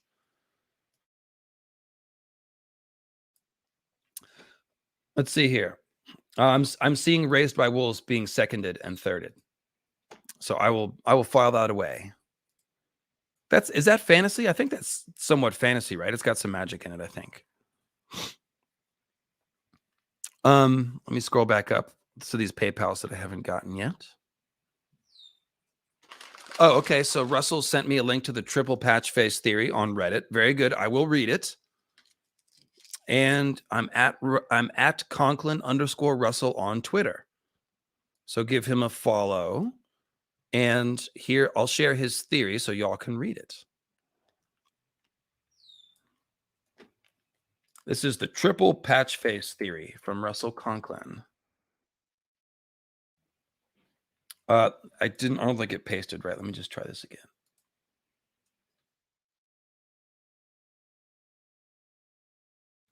Okay. Or you can look it up. You can probably just easier to look it up. Triple patch face theory, Reddit. It'll come right up there. So there you go, guys. I will check it out, Russell. I'm interested in anything speculating on the horns. So you got my attention. Let me grab this while I see it here from Heilborn Gouveia. Greetings from Brazil. Hopefully I said your name close to how it's supposed to be said, but probably not. I have been suspicious of the intentions of the three-eyed raven and the children of the forest. Do you think their ultimate goal is only to destroy the others or retake their homeland using Bran? So this is the evil blood raven, evil children of the forest theory is a theory that I like, but don't subscribe to. Meaning, I think it's a cool theory. If George was doing it, it would be satisfying and interesting. Other fantasy stories might do something like this. I think that the sort of sinister part of Bloodraven's tootling of Bran is that Bloodraven only cares about preserving the world, and he doesn't care whose life it costs or uses up. If Bran has to become a weird tree wizard, so be it. He does not care. Bloodraven's already sacrificed all of his own humanity for the cause, so he's not going to hesitate to require other people to do it. So I don't think that they're, yeah, well, when I say evil children of the I'm speaking loosely, but it's the idea that the related idea is that Bloodraven wants to get out of his cave and he's going to body snatch Bran in order to have a new body and get out. I believe the children of the forest when they say that they're accepting that their time is passing from the world. I don't think they're fighting against that. I think what they are fighting to do is to preserve a living world from the others. So I do take them at face value. I'm sorry if that makes me boring or basic. But I understand the idea that there's something more. I don't think they're trying to retake. They would be justified if they wanted to get rid of all the humans from Westeros, but I don't think that's what they're doing. Dany says, my first live stream, could the wall be a frozen tidal wave? And or the five forts, the edges of an impact crater. So the five forts are definitely straight up and down fortresses made out of fused stone. So those are fused stone constructions, just like Dragonstone. Now the wall, that is a whole different question. The idea that the Weirwood face in the Black Gate has a salty tear that it drips on Bran has led to speculation that the wall is made of frozen seawater. Even though seawater is very hard to freeze because of the salt content, obviously the wall is made of magic. I don't think so. I think people would have noticed that. And they would refer to the wall as being salty. The thing is, when the wall melts, they say it weeps, and tears are salty. So it kind of makes sense. It looks to me like the edge of a glacier. But instead of having a glacier behind it, it's like sheared off on the backside. But perhaps just as, how is fused stone made? Well, it seems the dragons melt the stone, and then the sorcerers with magic cause the stone to raise up into the air and to harden into shape. So you could imagine a similar process. Cleo, stop, girl. You could imagine a similar process with the wall, right? Where magicians who can wield water and ice magic are raising the water up into the sky and then freezing it in place or something like that. But it's just so damn speculative. And check out the live stream I did with Quinn called The Wall. Who, what, when, how, where, why, how come, all that.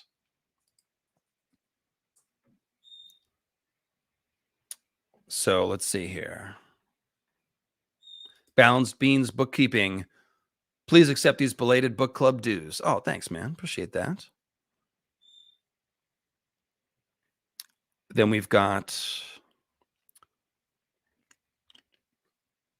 Desmond. I definitely don't want this to be true, but what do you think of the possibility of Arya's arc going dark, way dark, to the point of being a villain, almost like Tyrion? This could end up in a conflict with Sansa, similar to the show, but maybe even result in confrontation with Jon. So the idea here, well, Arya is already plenty dark. She's a 12-year-old girl that's being trained to murder people. So that's pretty dark already. It's really destroying her humanity. However, I think her loyalty to her family is unbreakable. Now, there is a question of, might the Faceless Men send Dany to assassinate, send Arya to assassinate someone that causes her an emotional conflict, like maybe Sansa or something like that. But I just don't see any way Arya would ever entertain that idea, even for a second. So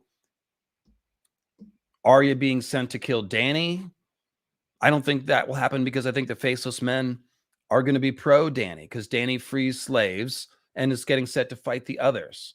And I think the Faceless Men are anti-slavery more than anti-dragon, and would be horrified if and when they know about the whites. However, maybe that's it. Someone that Arya could be sent to assassinate is Jane Poole, who is posing as Arya. Jane Poole was Sansa's childhood friend. Arya didn't really have a bond with her. She was kind of bullied Arya. But that could be definitely a sort of a conflicty thing. And it'd be weird if Arya killed the fake Arya, wouldn't it? So there's some ideas floating around with that.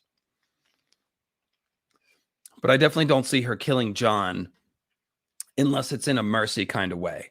Arya is the one that punches Jon in the stomach when he walks out of the crypts covered in flour like a white ghost, which is an interesting foreshadowing scene. When Jon is murdered, it says Bowen Marsh punched him in the stomach, but the dagger remained when he pulled his hand away. So the stomach stabbing is described as a punch. So maybe after Jon's done being undead and winning the War for the Dawn, Maybe he just really wants to rest, and Arya gives him the gift of mercy, and then that scene will be foreshadowing. But that wouldn't be dark. Well, I mean, it would be kind of dark, but it wouldn't be like Arya trying to kill Jon because she's been turned against him. I don't see that. Yeah, you made the baby cry, she says. Yeah, that's a great scene. Tim C with just a thank you PayPal. Thank you, Tim. Guys, being very generous on the PayPals today. Appreciate that.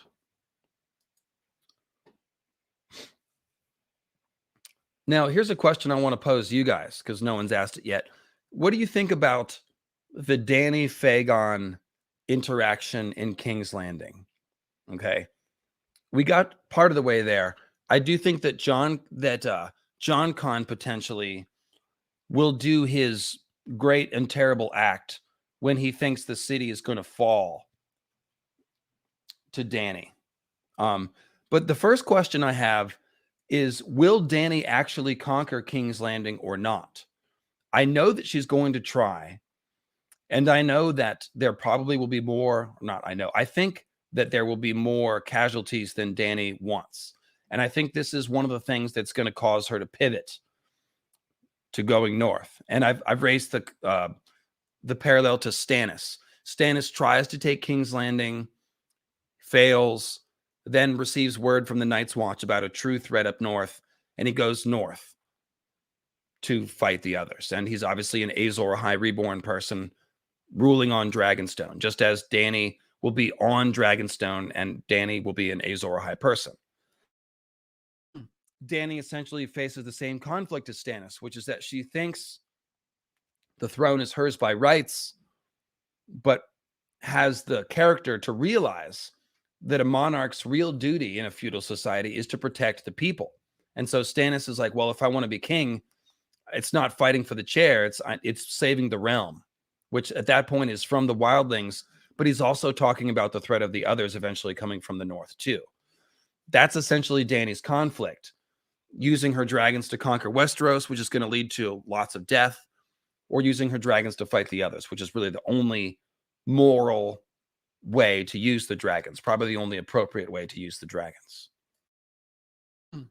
So I think that high casualties in King's Landing will cause Dany to turn north, but this could work whether or not she takes the city. She could take the city, but Jon Con blows it all to hell, and she really is the Queen of Ashes, and she's like, well, damn, this sucks. This isn't what I wanted. Maybe she melts down the throne and goes north, or just goes north as the queen to fight the others. That could work. It could also be more like what Stannis did, where he tries to take King's Landing and fails, and fAegon actually remains on the throne, and Dany goes north. That could happen too. Or maybe King's Landing is like just friggin' deserted because it's so blown to shit. Like if the Red Keep is blown up, the throne is gone. Maybe it's just a friggin' war zone and it's just like a draw. fAegon's dead, Dany's disillusioned, and everyone just walks away from it. With Cersei slinking back at the end to try to claim it. So there really is a lot of ways this could go. And I would love to hear your thoughts, especially in the comments of the stream after I end it here, how you think this is going to go. Because I'm still thinking about this in terms of my Dany essays. You know, I'm going to follow it up with a live stream, and I want to develop some good ideas about how the fAegon Dany thing is going to go. Like Dany's foreshadowed to slay the lie of the Mummer's dragon, which probably means the lie of fAegon's identity, because he's, of course, is not Drogon. Unfortunately, he's fAegon. So how does Dany do that? Who knows the secret? Maybe Tyrion, obviously, he's kind of figured it out. Barristan might be able to figure it out. But what does that mean for Dany to slay that lie? Does that mean fAegon's going to die? I do think there's some foreshadowing for fAegon being eaten by a dragon like Rhaenyra was eaten by a dragon. So how will Jon Con react if he finds out that fAegon is fake? Ooh, that's a good question. He'll be pissed. He'll be hella pissed. Or I don't know, maybe he cares enough about fAegon the person that it doesn't matter who he is at this point. But if he's not, he's really fixated on the idea of putting Rhaegar's son on the throne. That's what his inner monologue always says. So if he's not Rhaegar's son, all bets are off. Yeah, that's a good one.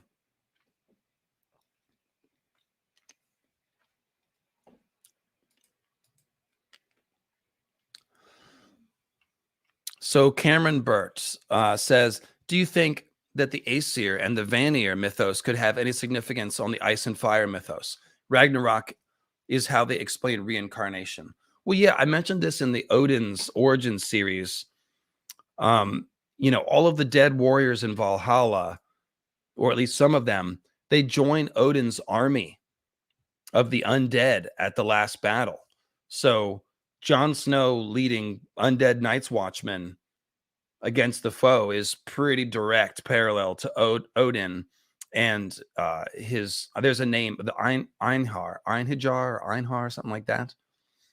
Sorry, I'm trying to remember a word that's spelled really weird and pronounced really weird. But yes, Odin has an army of fallen soldiers that come back to fight at Ragnarok. So I do think that's a pretty direct parallel of the Green Zombies theory, and I've talked about that in the Odin Origins Jon Snow video. Oh gosh, I'll look it up. Hang on.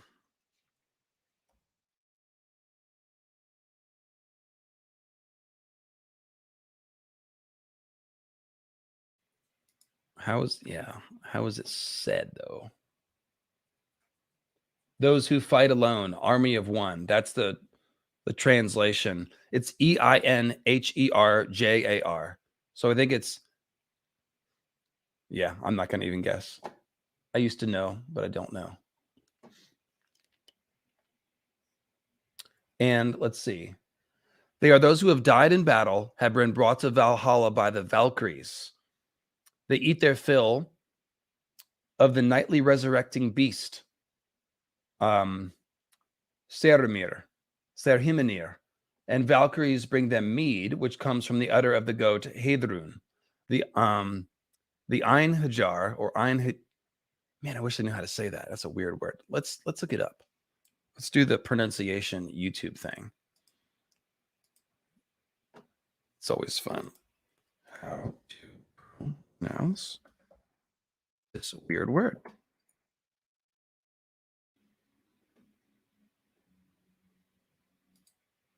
We are looking at how to pronounce. Oh, just give it to me. How do you go about pronouncing it? Einherjar. Einherjar.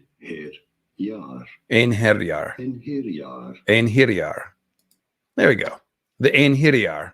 They are Odin's undead soldiers from Valhalla. So there you go. It's pretty direct green zombie correlation.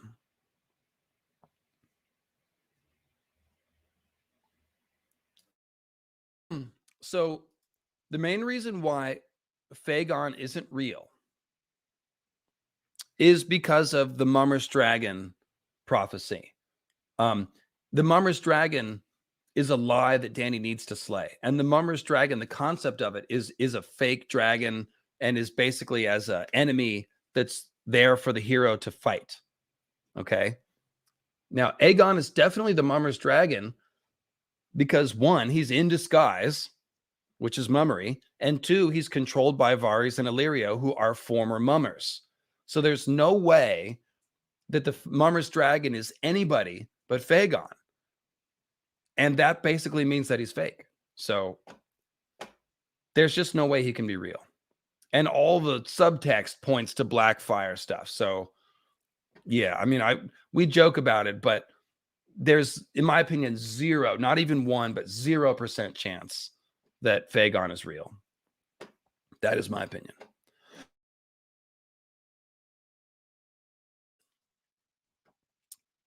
Apologies to people who love that theory, but I don't see, you tell me how to explain that Mummer's Dragon prophecy if he's real.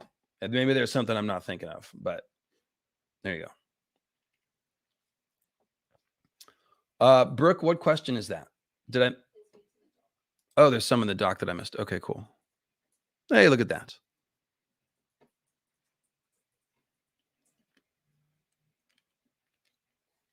Oh yes, Anu Aurora is asking me to talk about the fire immunity in the books. Yep. Mighty Monarch says, do you think Jaime will get fire white powers? And also that Lateralis is the best tool album. Yeah, that's hard to argue with.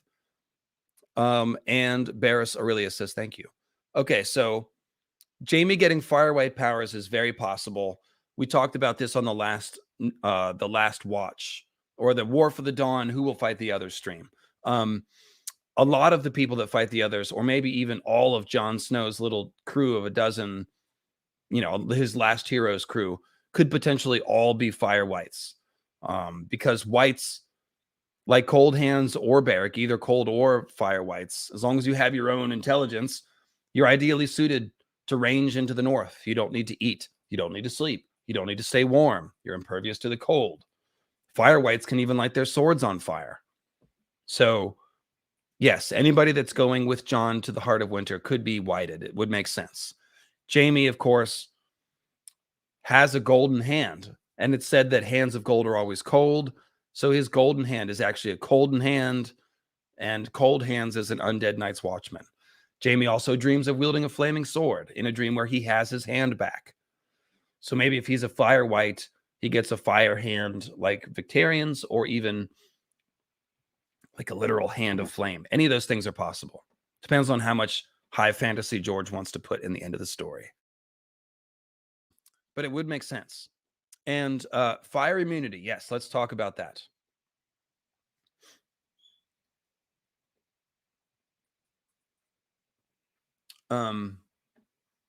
Okay, so yeah, okay, I see the other ones that I missed are down lower. Okay, I got it. I'm on top of it now. Everyone relax. I got all the missed ones. All right, I'm coming.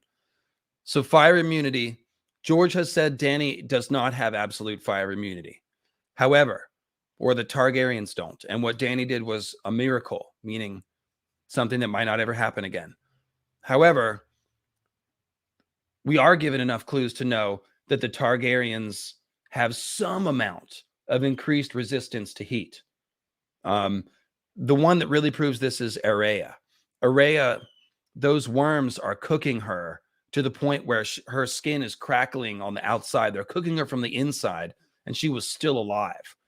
The length of time that she held on was well beyond what a normal human should be able to withstand. So it seems like those parasitic worms, they might even need a blood of the dragon host. That's maybe what they're adapted to, a body that can withstand the heat to incubate them long enough to grow big enough to hatch.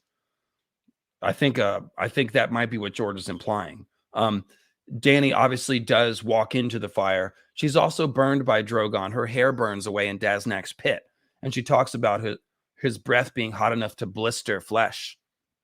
Her hands do have blisters in that last chapter, so she does get a little bit of burns in there, but not much. So it's an open question. It seems like a latent ability that can surface at times with the Targaryens. At the very least, they just may have a little more tolerance of heat than normal people. And if they have any amount of reptilian dragon blood, that would kind of make sense. So it's not an absolute thing, but it's something that George can use when he wants to. If Dany walks into another fire and walks out again, we shouldn't be surprised. That could happen. It would just be another miracle, essentially.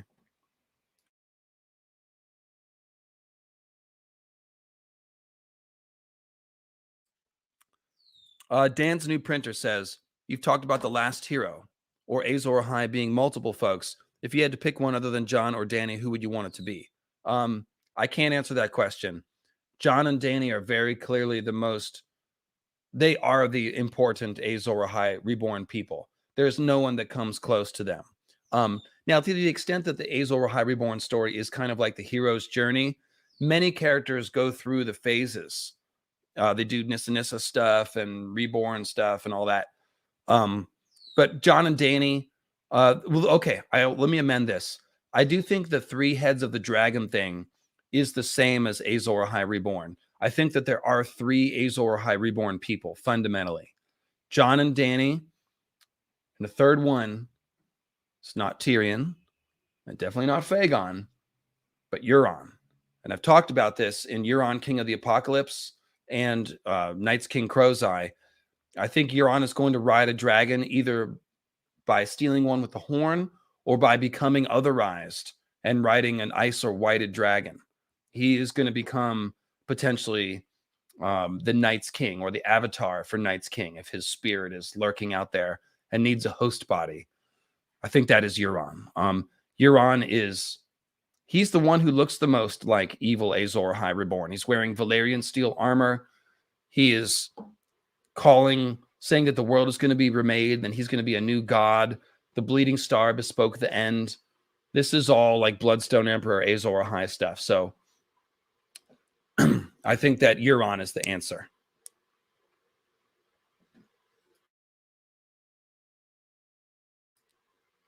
Brooke Squisher, member for 3 months. Thank you, Brooke. Have you ever explored Rhaegar, Jon, and Dany being an allegory to the Father, Son, and Holy Ghost Trinity? No, I have not. But George does a ton of Christian mythology parallels in the story. So let me think about that. So Jon is the Son and Dany is the Holy Spirit. That could make sense. The Holy Spirit, the role of the Holy Spirit in the Trinity, that's the part of the divinity that goes and lives inside of men's hearts and fills them with divine spirit. Dany is very much an inspiration. See, she is shining from afar, say the slavers of Volantis, as an example to their slaves, making them restless, making them want freedom. So Dany is someone that inspires a fire in men's hearts. I can see that. If George is doing something like this, there'll be more specific correlations. And since I'm just thinking about this for the first time, I wouldn't have found those yet. John's Jesus symbolism is pretty obvious. And if Dany ends the story going into the Weirwood net or into Drogon or something like that, then that kind of makes sense as being like a spirit. Whereas John would be like resurrected Jesus. Yeah. That's all I can make of it off the top of my head. But if there's more to it, then fire away in the chat.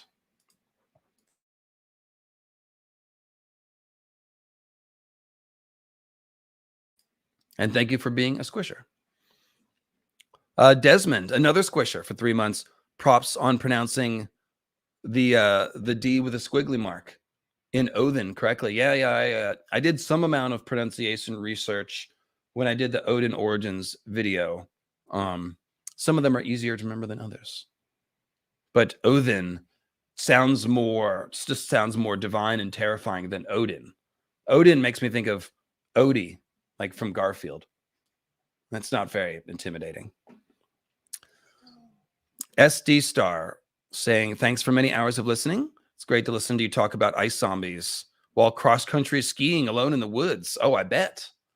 That's total mega vibes. Very cool.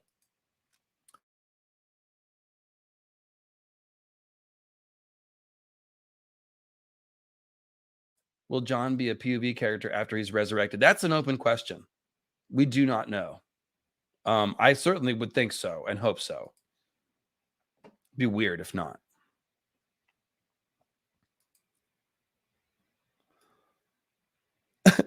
Downtown Clowny Brown says, oh, I just wanted to ask you why you think Drogon is the only logical A Song of Ice and Fire theory.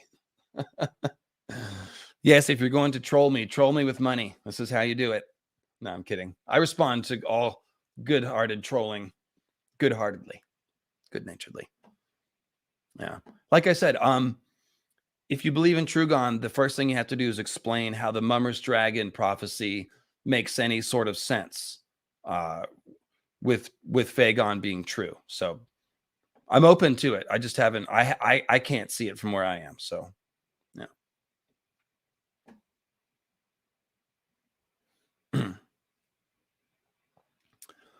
And let's see here.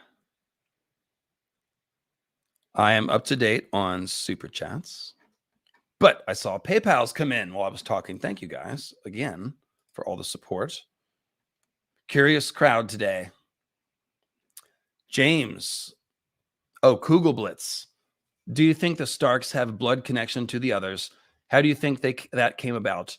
And what implications do you think that might have for the story? So I will forgive you for not watching every video on my channel, but I have made videos about this. The most recent one is the Lord Snow video and the Promised to the Others video. I went way deep. I gave all of my thoughts, all of the symbolic foreshadowing of this.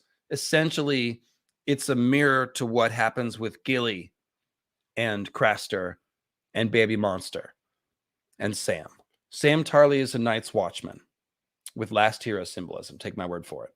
He's the 13th person to get back to the wall, and he's just a heroic dude who carries around Dragonglass. But Craster and Gilly are obvious parallels to Knights King and Queen because it's said that Knights King and Queen were sacrificing to the others.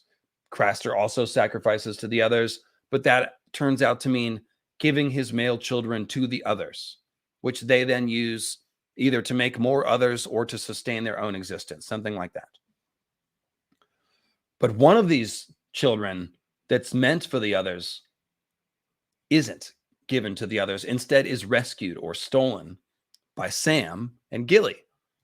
So you have a Night's Watchman stealing a baby from the Knights King and Queen people, taking it south of the wall. And one of the things that almost happened to Baby Monster is that he would have been raised at Winterfell. If Jon took Val as his wife and became Jon Stark under Stannis' proposal, he was thinking to take Monster and raise him at Winterfell, just as Jon was raised at Winterfell. So you have this idea of a stolen other baby, a baby that's supposed to be given to the others, but is rescued by the Night's Watch and may be raised in Winterfell as a Stark, and at the very least brought south of the wall and saved from the otherizing fate. And of course, naming the baby Monster is another idea about the others who are monsters and a baby that is supposed to belong to the monsters. So the idea would be that in the past, something similar happened. At some point before Knights King and Queen were defeated, one of those children might have been rescued by the last hero, who was probably a Stark, and brought back to Winterfell and raised with the Starks. There's other parallels too. Jon Snow, his parents are Knights King and Queen, symbolic people. Lyanna with the crown of blue winter roses, that's just as good as Night's Queen having skin as pale as the moon and being ice cold with blue eyes and stuff like that. So blue winter rose crown, just like a lunar halo. And then Rhaegar, all in his midnight black armor. And when Rhaegar and Lyanna abscond, everything gets cold and King's Landing freezes over. So it's very much like Knights King and Queen getting together and the long night falling, and everything is going to war and chaos. But then the baby of this couple, of course, Jon Snow, is rescued by a Stark, Ned, who's playing the last hero role, and then brought back to Winterfell and raised with the Starks. So these are the two most prominent examples. But basically, that's the pattern. You're looking for Knights King and Queen, one of their children, rescued by a Stark or last hero, or maybe the same thing, and then raised as a Stark. This would give the blood of the other to the Starks. And this is why the others want Jon. This is why they want to steal his body. It's because they're owed a Stark baby. And if they get this Stark baby, he can be a new Night's King. He's the prince that was promised to the others. So just as we're thinking Jon and Dany could be Azor Ahai Reborn, the heroes come again, could also be a layer to that where Jon could also be the villain come again if the others get his body. So check out those videos. Very detailed breakdown of those ideas there. It's definitely a thing. And of course, I've got an older podcast series called The Blood of the Other, where I went through all of the potential parallels of stolen other babies. There's a bunch of them. So yeah, check that one out too.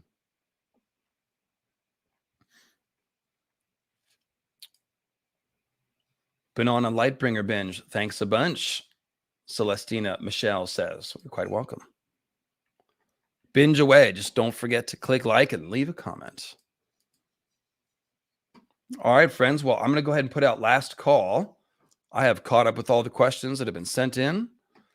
We're at about 2 hours and 20 minutes.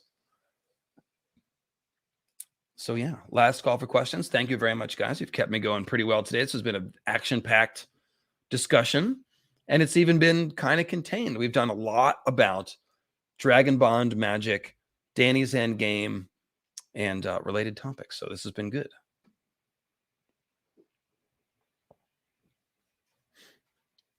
Oh, Talk Studios. That's a big question. I'll probably just refer you to the 3-hour live stream I did answering those questions exactly, called The Wall: Who, What, When, Where, Why, How. And I did it with Quinn too. So that was a good live stream. Did the live stream with Quinn.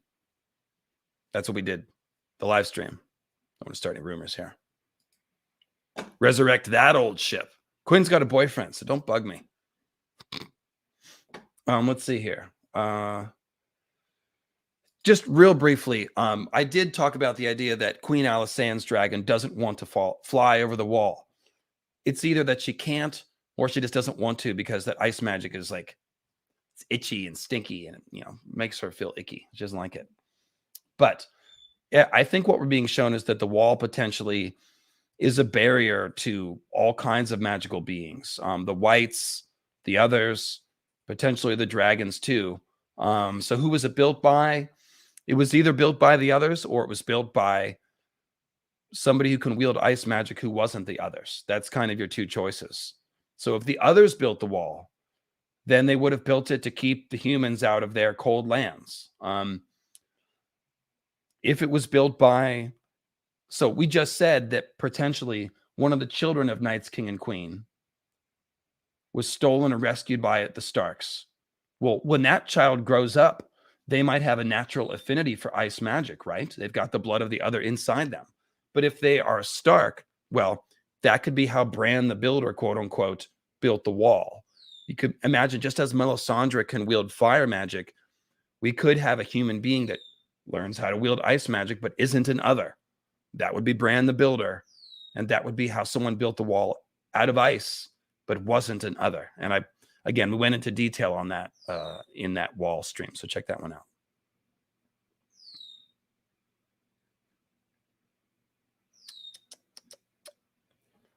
There you go.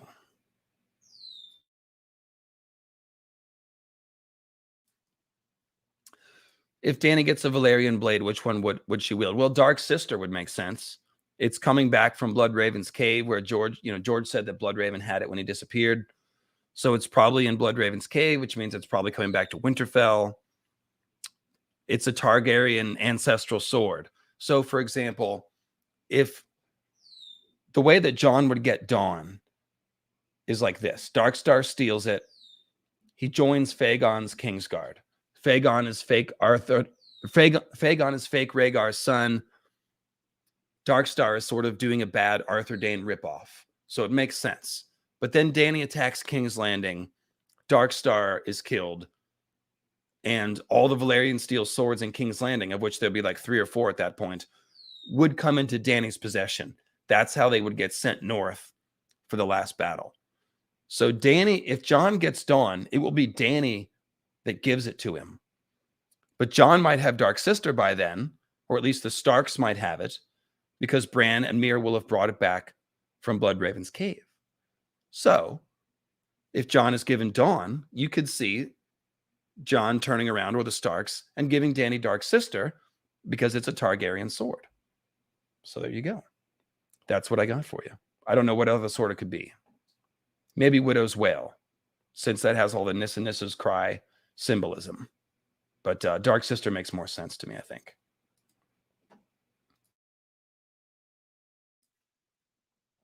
Arya's going to swing by Valyria and snatch up Bright Roar. Man, if Bright Roar is going to come back, I bet Euron's got it.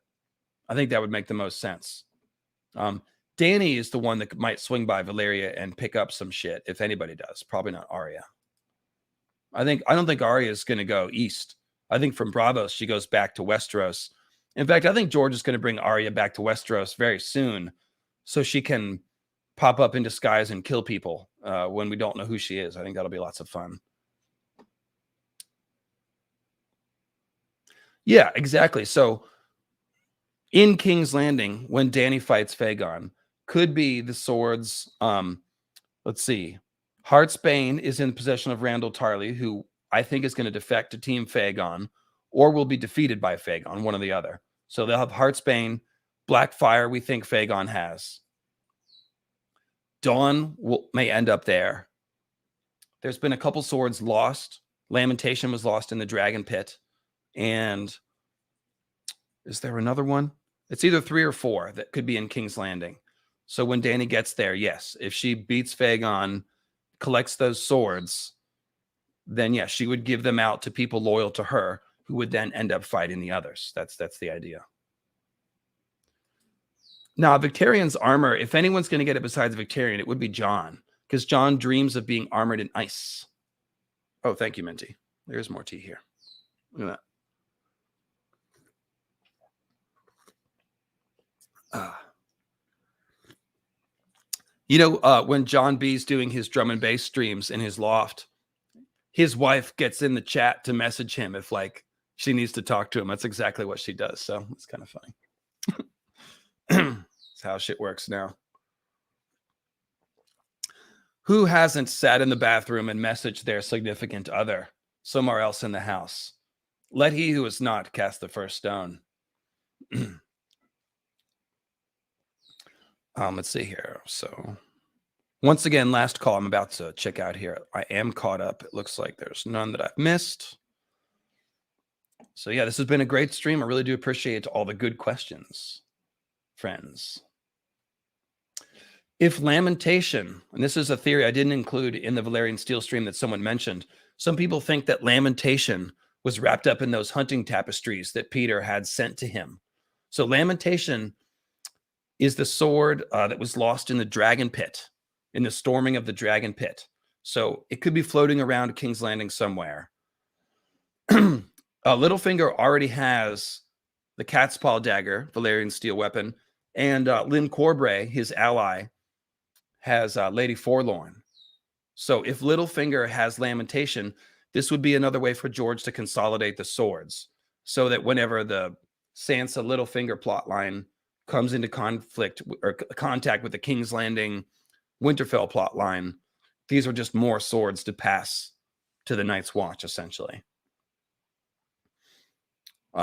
Littlefinger could give it to someone in the meantime, maybe one of the Winged Knights or something like that. Well, we would give it to Harold Harding, Harry the Heir, who he's planning to marry Sansa to.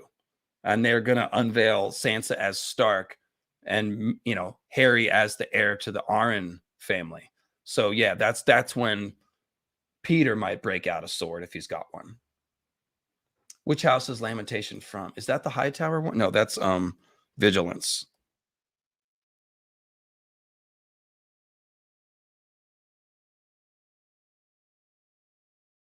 House Royce. Oh, that's weird. A first man house. Yeah, I guess a couple of them. Mormont has one too, so instead of the Starks. Yeah, it was the sword of House Royce, so it does kind of belong in the Vale.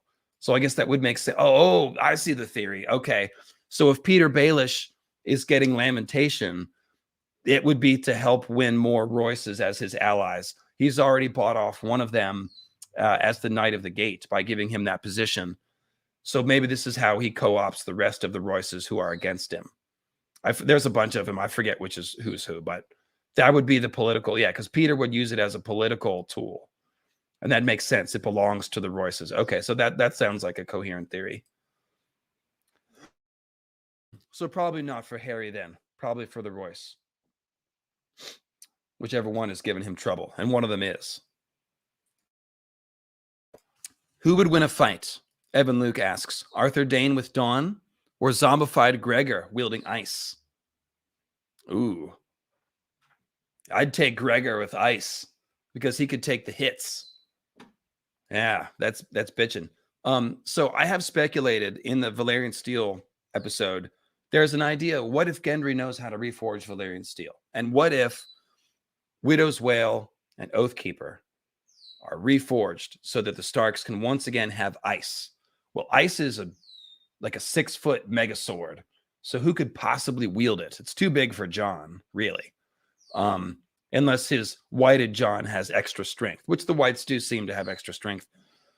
The best answer I came up with was the Hound, because the Hound is heavily foreshadowed to end up as a Stark bannerman, a guard dog, potentially like Sansa Stark's sworn sword, is my guess. So he could wield ice on behalf of the Starks if it's reforged in a battle against the White Walkers at the end. So it wouldn't be Gregor, but so I don't know if that's where you got this idea, but zombified Gregor I would take over Arthur Dayne. Yeah. It's going to be hard for any swordsman to take on Gregor. Oberyn uses the spear, which has more reach. That's how he neutralizes Gregor's advantage. It would be tough to take on Gregor with a sword, man. He's just too fucking big. Anu says, last message until New Year's. Oh, thanks. Got to work tomorrow. Everyone keep safe. Leave a comment under one of the best fantasy channels around. Oh, thanks. I'm an older fantasy fan of Moorcock and Tolkien and Jack Vance, of course, and a frontline worker. And this channel has made me pick up A Song of Ice and Fire. Awesome. Damn, giving me warm fuzzies, Anu. Appreciate that. Yeah, an archer could shoot Gregor, but that's hardly a sword, like a trial by combat. I don't think you can use bow and arrow in trial by combat.